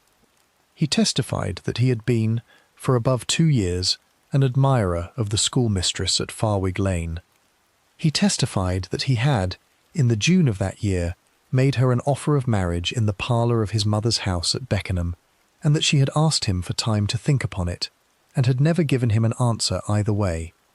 He testified that he had last seen her upon the Sabbath of the 5th of November, at the morning service at Ebenezer, at some distance across the aisle, and had not spoken to her that day. He was asked whether he had known of her condition. He said, upon his oath, that he had not. He was asked whether he had at any time made her a present of any substance of a medicinal kind. He said, "No, sir, only, upon one occasion, a bottle of eau de cologne bought at a booth at Beckenham Fair." He was released from the room at the end of an hour, and he went down the stair and out into the High Street, and a woman who was in the street would say afterwards that he had stood at the doorpost of the King's Arms for the space of a minute, with his eyes closed before he had gone on. The schoolmaster, Thomas Rowe, was called on the same afternoon. He was a heavier man than Wheeler, of about 36, with red hair going grey at the temples, and he had taught the boys' school for 9 years in the villa down the London road. He testified that he had known the schoolmistress in the ordinary way of a fellow teacher for the whole of the time she had been at Farwig Lane, and that they had walked home together from the chapel of a Wednesday evening on more than one occasion in the summer. He testified that he had, in the August of that year, been given to understand by her that she was, in a matter that touched upon her honour, in a difficulty which he did not press her to name. He testified further that he had, upon that same evening, offered her his own hand in marriage, upon her own terms, and that she had wept, and had thanked him, and had said only that it was too late. He was asked to explain those words. He said in a level voice that he had understood them at the time to mean that her heart was engaged elsewhere, and that he had never had cause, afterwards, to think otherwise. He was asked whether he had known of her condition. He said, on his oath, that he had suspected it from the August, but had never been told of it in any words that made a suspicion into a fact. The young medical man George Beard was called on the 4th day. He had come down from London on the train on the Wednesday, as I have told you, and he had sat in the front parlour of his father's house on the Widmore Road for the whole of the day between his coming and his being sent for at the King's Arms. He came up the stair very pale, in a black coat that was almost new upon him, and he took the oath with his hand shaking so plainly that the coroner asked him to sit down. He testified that he had known the schoolmistress from the January of that year, and that he had loved her, in the plain word he used, from about the Whitsuntide. He testified that he had learned of her condition from her own letter to him, at his lodgings in Southwark, in the 2nd week of October, and that he had written back to her the same evening, offering to come down and to marry her upon the earliest banns that could be called. He testified that he had received no answer to that letter. He was asked, and I give you the question as the clerk wrote it down, whether he had at any time procured for the schoolmistress any substance for the purpose of terminating her condition. He answered, on his oath, and with tears at his eyes, that he had not. He was asked further whether he had known any person in Bromley or in London who had. He said, "No, sir, I did not." The minister was called last of the 4 on the 7th day. Mr. George Bodle Verrall came into the upstairs room in the black coat and the white bands of his office, and he took the oath in a voice that filled the room without any raising of it. He testified that he had known the schoolmistress for the 4 years she had been a member of his congregation, and that he had had no relations with her of any kind beyond those of a minister to a member of his flock. He was asked, as each of the others had been asked, whether he had known of her condition. He said, upon his oath, that he had not. He was asked whether he had, upon the evening of the 6th of November, gone into the vestry of Ebenezer Chapel by the north side door. He said that he had not. He was asked whether any person on the earth could give evidence that he had been within the manse throughout the whole of that evening. He said, "Only my wife, and my 2 small children, and the girl who serves us." He was in the room for the better part of 3 hours. He came down the stair at the end of it, a man visibly the older for it, and he walked back across the yard to the manse, without speaking to any person, and he did not preach again at Ebenezer for the space of 6 Sabbaths. The 3 weeks stretched on. Other witnesses came up the stair between and around the 4 principals: Miss Bailey from the girls' school, Maria Wood from the linen draper's rooms, the Carter Weller, the servant girl of the Verrall household, old Ansell the stationer from across the road, Mrs. Ilott the landlady from the boarding house above the bootmaker, the boy from the surgeon's front step, and 11 others whose names ran into the coroner's book after them. The upstairs windows fogged with the breath of the room by the middle of each afternoon. The fire at the far end burned through most of 100 weight of coal in a week. The landlord of the King's Arms sent bread and cold meat up to the jurors at their bench at noon, and small beer, and the 12 tradesmen ate at the same table at which they had been listening all morning, and they said little to each other over the plates. I want to stop, at the end of this hour, upon one plain observation. The bottle had not been traced. The 4 men had each denied, upon their oaths, any knowledge of it and any part in it. 2 of them had known of her condition, and 2 of them had, upon their own account, not. Every one of them had been in the town on the 6th of November within a mile of the chapel door, and not one of them had a witness for the whole of that evening who was independent of his own household. The coroner sat with the depositions in a bundle at his elbow, and he did not lift his pen from the last of them for a long moment. Outside, on the wet flags of the High Street, the market went on in the ordinary way. Inside, upstairs, the 12 tradesmen looked at the deal table, and at the small dark bottle standing on it, and at the coroner's face, and they waited for what he would tell them, at last, to do. The verdict and the silence. The coroner did not speak for some minutes. He sat with his hand still upon the last of the depositions, and the room above the tap of the King's Arms grew so hushed that the tick of the case clock at the far wall could be heard through the length of it. It was the 24th day of November, in the year 1843. Rain had come on in the middle of the morning, and was on the sash windows now, running in slow veils down the panes, and the boy of the house had been in twice to feed the fire. Then Mr. Carter lifted his head, and he addressed the 12 tradesmen at the deal table. He spoke to them for the better part of an hour. He set out for them, in the careful language of his office, the 4 shapes a verdict could take under the law of that decade: natural causes, misadventure, self-destruction, or the hand of another. He put before them the facts as the depositions had given them up.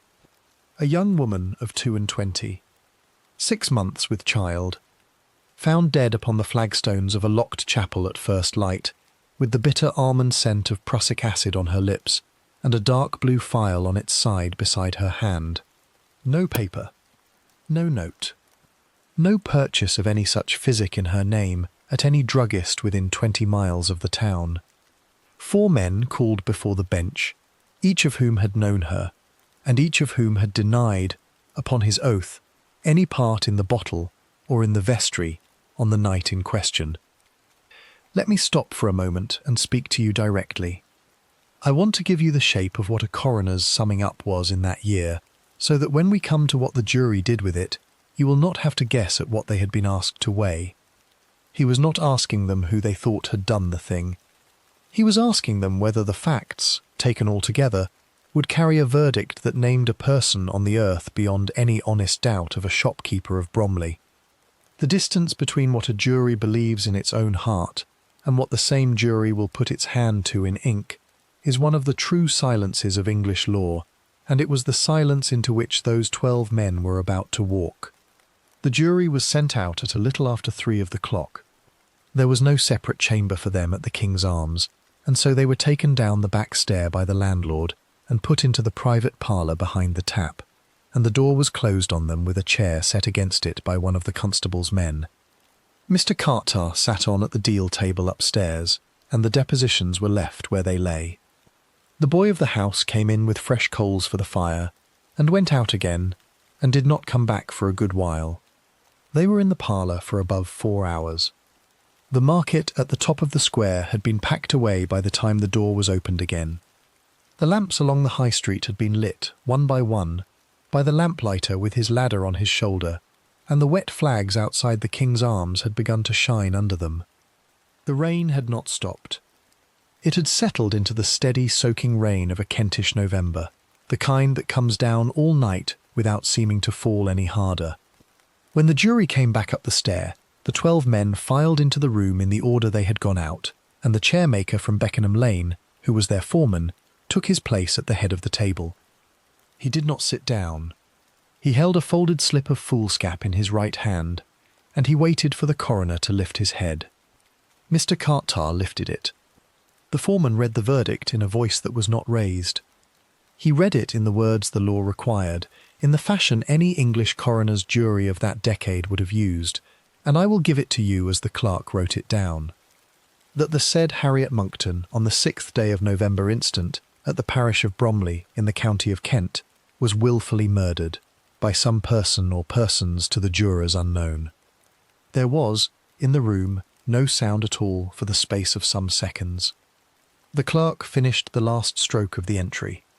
The chairmaker sat down, and the coroner set his pen against the paper and signed his own name beneath the verdict, in the neat forward hand of a man who had signed such an entry more than once in his professional life. Consider what those words did and what they did not do. They said, upon the record of the Crown, that Harriet Monckton had not killed herself, and that she had not died by any accident. They said that another hand had been in it, and that the hand had come to her in the vestry of Ebenezer Chapel on the evening of the 6th of November, and had left her there upon the flagstones with the bottle and the glass upon their sides. They also said, in the same breath, that no man on the earth could be named for it. The 4 men who had come up the stair in the 3 weeks past would go home to their houses that night as free as they had come in. No warrant would be drawn. No indictment would be laid. No court above the coroner's would ever hear the case of the schoolmistress at Farwig Lane. I have to be honest with you here about a thing the record does not settle. Whether the 12 tradesmen of Bromley believed in their own hearts that they knew the hand that had done it, and simply could not put their name to a verdict beyond that honest doubt, is a question the depositions do not answer, and that no letter, no diary, and no later confession has ever answered since. The chairmaker from Beckenham Lane went home that night to his own supper. He never, so far as any parish record shows, spoke of the matter in public again. The baker from the top of the square lived on in Bromley for another 11 years, and passed his shop to his son, and left no account of what he thought in that parlour behind the tap. There are silences you can walk around, and there are silences you cannot, and this is one of the second kind. They buried her 3 days after the verdict, on the 27th of November. The service was held at Ebenezer Chapel, in the meeting room above the vestry where she had been found. Mr. Verrall did not preach that day. A visiting minister came down from a neighbouring congregation, a man called Whittemore, and he read the burial service in a voice that was heard as far as the door. The chapel was full. Every pew was taken. There were people standing along the back wall and along the aisle, and there were more people out in the graveyard in the rain than had come into the building itself. Come with me now to the chapel yard, if you will. It is a modest ground, on the north side of the building, hemmed in by the elms and by the low wall that ran along the London road. The graves in it were mostly of the dissenters of the town, chapel members and their kin, and the newer ones lay in the west corner, where the earth was softest. Harriet was laid in one of these, on a plot that had been made ready by the parish sexton on the morning of the burial. The rain had held off for the hour of the service. It came on again as the mourners came out into the yard. 6 men of the chapel carried the coffin from the west door across the wet grass. Miss Bailey from the girls' school walked behind it with a black handkerchief pressed to her mouth. Mrs. Illott, the landlady, walked behind Miss Bailey.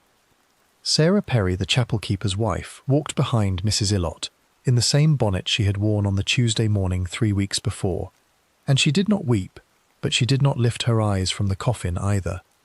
I want to say a thing about that grave, because it matters.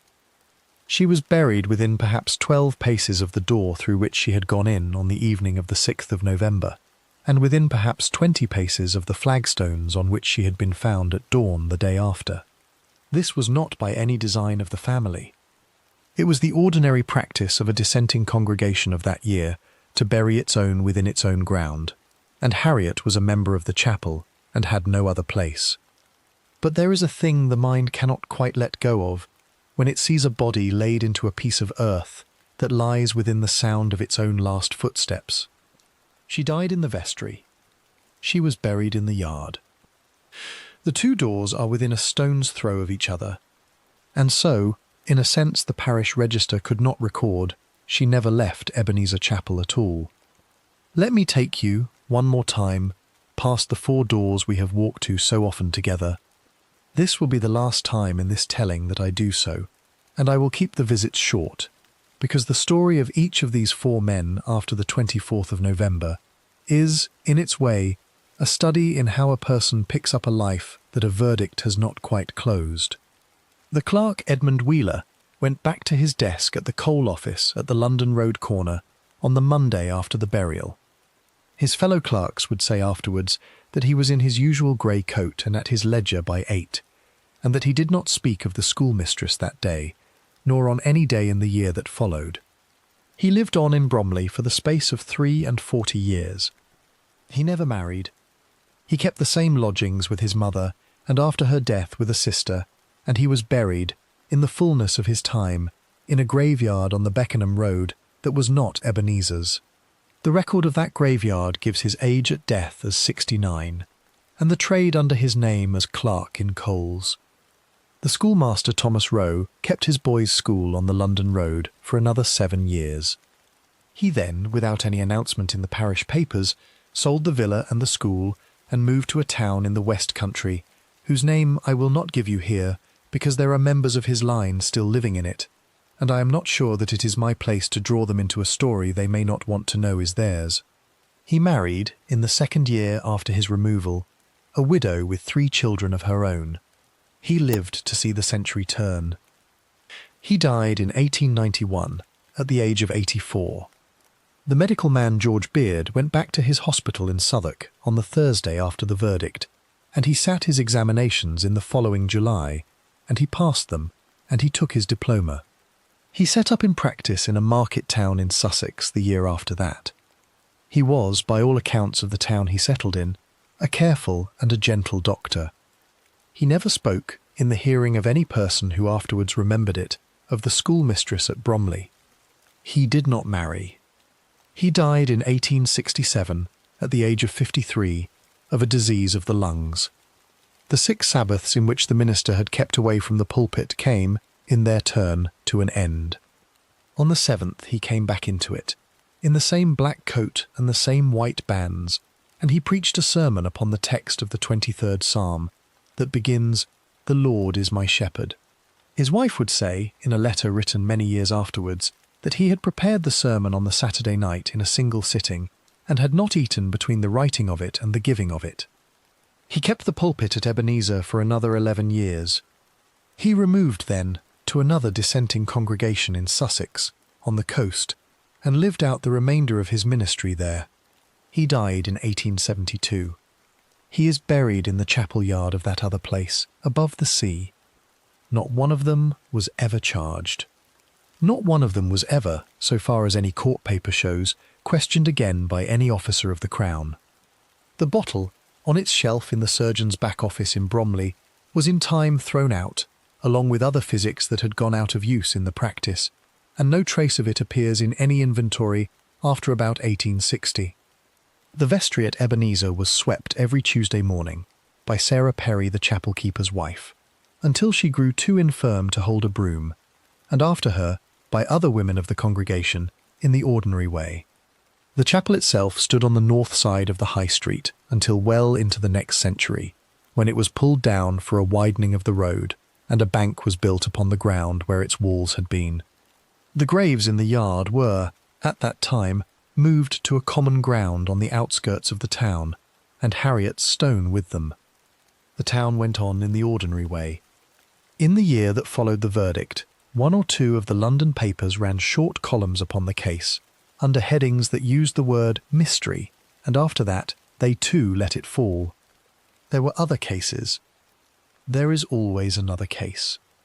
The clerk of the King's Arms took the bundle of depositions down from the deal table upstairs, at the end of the last day, and tied it up with a length of red tape, and sent it up to the office of the coroner at Greenwich, and it was placed there in a box with other closed inquests of that year, and it has stayed in a box, of one keeping or another, ever since.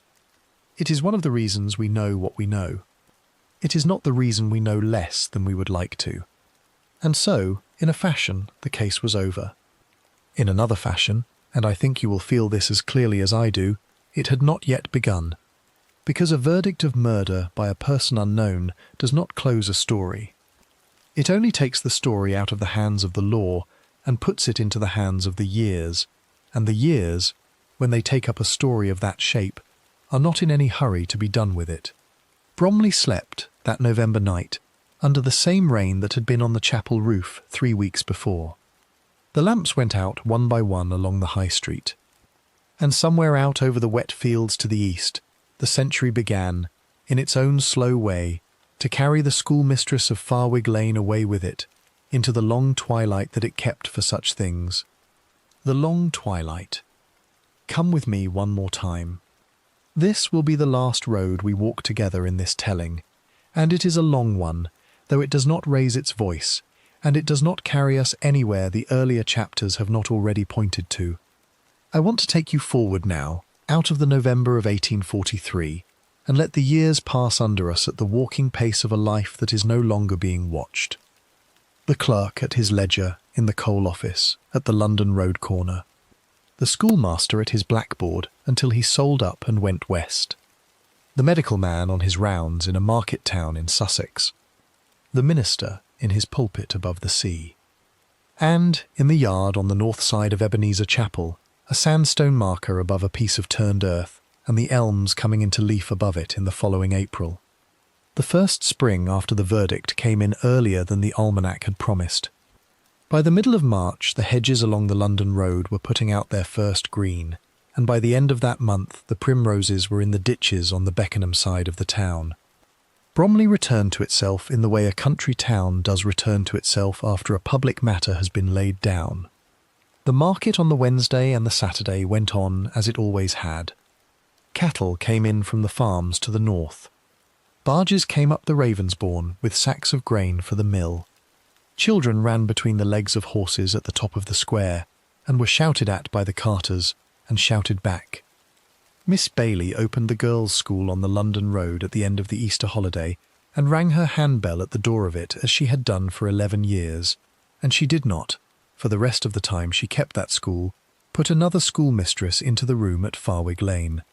She locked the door of it herself, and she gave the key to the sexton at Ebenezer, and the room stood empty for the next 4 years, until the parish let it out again to a young man newly come from a training college in London, who had never heard of the woman whose slate had been kept for a fortnight upon the desk in the far corner. Sarah Perry, the chapel keeper's wife who had come to the vestry door with her bucket at 7 of the clock on the Tuesday morning after, went on in her work at Ebenezer for another 19 years.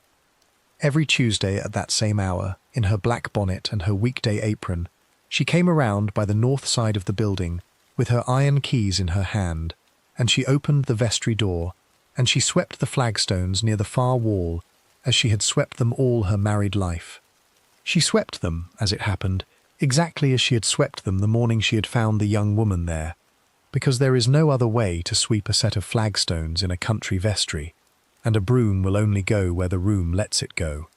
She never spoke of the finding in any words that a member of the congregation afterwards remembered. Her husband, who outlived her by 6 years, was asked once by a curious visitor from a neighbouring town whether his wife had ever said anything of it. He said only, "No, sir." She did not. She was not a woman for that. I want to give you the shape of what the London papers did with the case, because it is one of the truer measures of how a story of that kind was let go of in that century. The columns that had run in the week after the verdict were mostly of a paragraph or two, and they were placed on the 3rd page, between an account of a horse fair at Croydon and a notice of a bankruptcy in the city. Mystery was the word used in the headings of 3 of them. Tragedy was used in 1. None of them named any of the 4 men. None of them ventured a theory. And when the paragraph stopped, which was inside a fortnight, they stopped altogether. I have looked through the same papers for the January following, and for the January after that, and there is no return to the case in any of them.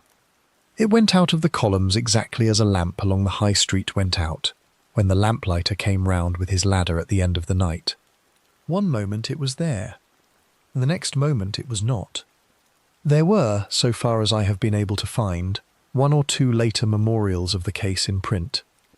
A book of accounts of country coroners' matters that came out in London in the second half of the century gave it a chapter of some pages, drawn, the author acknowledged in his preface, chiefly out of the depositions at Greenwich.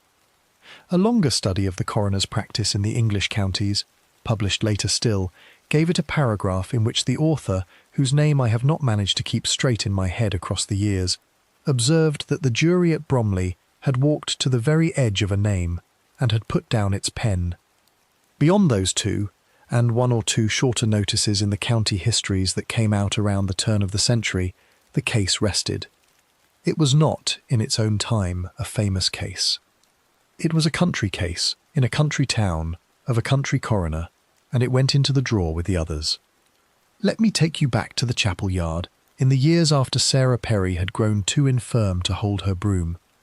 The elms along the north wall came into their full growth in the 1860s, and there was, of a summer evening, a very deep shade over the west corner where Harriet had been laid. Her stone was a plain sandstone of the kind the mason at the top of the square kept ready for the members of the chapel, and it bore her name and the 2 dates of her life, and beneath them, in a smaller line, the single word beloved. There was no verse beneath it. There was no account of the manner of her death.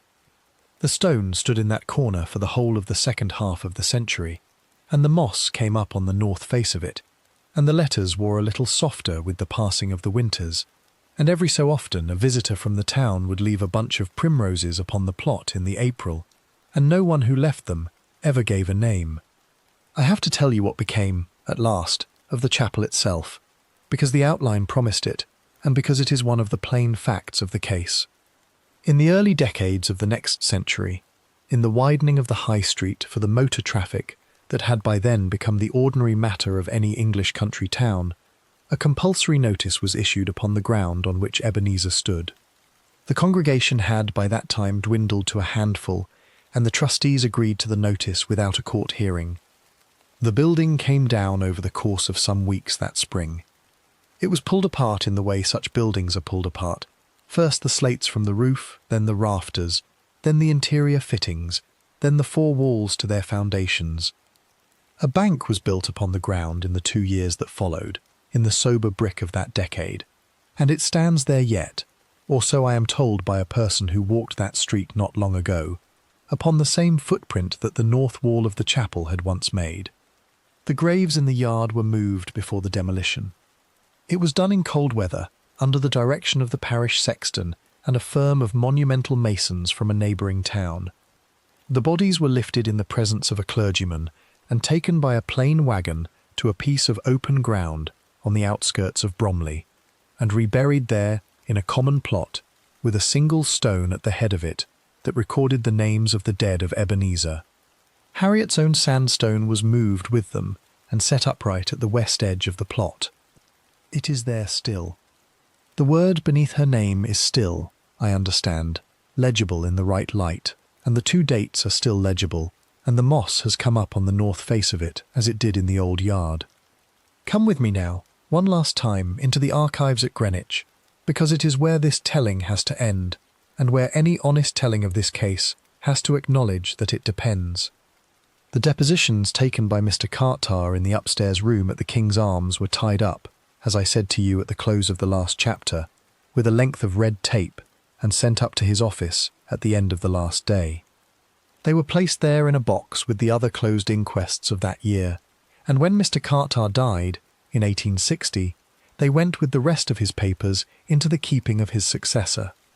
When that successor died in his turn, they went into the keeping of the county. When the county was reorganised, at a date I will not trouble you with, they went into the keeping of the state. They sit today in a box in a repository of national records, upon a shelf in a cool room in the outer reaches of London, and any person who fills out the correct request slip may read them. I have read them. It is out of them, and out of the parish registers of Bromley, and out of the columns of the London papers of that fortnight, that every word I have given you in these 10 hours has been drawn. I want to say one thing at the end, and I want to say it as clearly as I can. We do not know who did it. We do not know it any better in this century than the 12 tradesmen of Bromley knew it in theirs. There are guesses that a person may make out of the depositions, and I have my own guess, and I dare say you have formed one of yours, sitting in the dark with me over these hours. But a guess is not a verdict, and a verdict of murder by a person unknown is what the record holds, and what the record will hold, so long as there is a record at all. Some stories are given to us with an ending. This one was given to us with a door. The door was locked from the outside on the evening of the 6th of November, in the year 1843, and no honest person in the 2 centuries since has managed to open it. And so we come, in the way these tellings come, to the close. The bank on the High Street of Bromley is unremarkable. It has the sort of frontage a town bank of the last century has, and the people who go in and out of it in the middle of a weekday afternoon do not know, and there is no reason on the earth why they should know, that they are crossing the ground upon which a young schoolmistress lay down for the last time. The common plot on the outskirts of the town is unremarkable too. The stone at the head of it is weathered now. The names upon it are of Ebenezer's dead, and there is no marker on the ground to show which of the plots beneath the grass belongs to which of the names above. Harriet Monckton is one of them. She was 22. She was 6 months with child. She was a schoolmistress at Farwig Lane. She kept an iron ladle on a nail beside her schoolroom door, and struck it against a copper pot to bring in the children of a morning. She wrote a good round hand. She loved a man, and perhaps another still, and she was loved in her turn, and one of those loves, or none of them, or another whose name we have never heard, came to her in a vestry on a wet Monday evening, and gave her the bottle. Rest now, if you can. The rain that was on the roof of the chapel that night has long since fallen into the ground.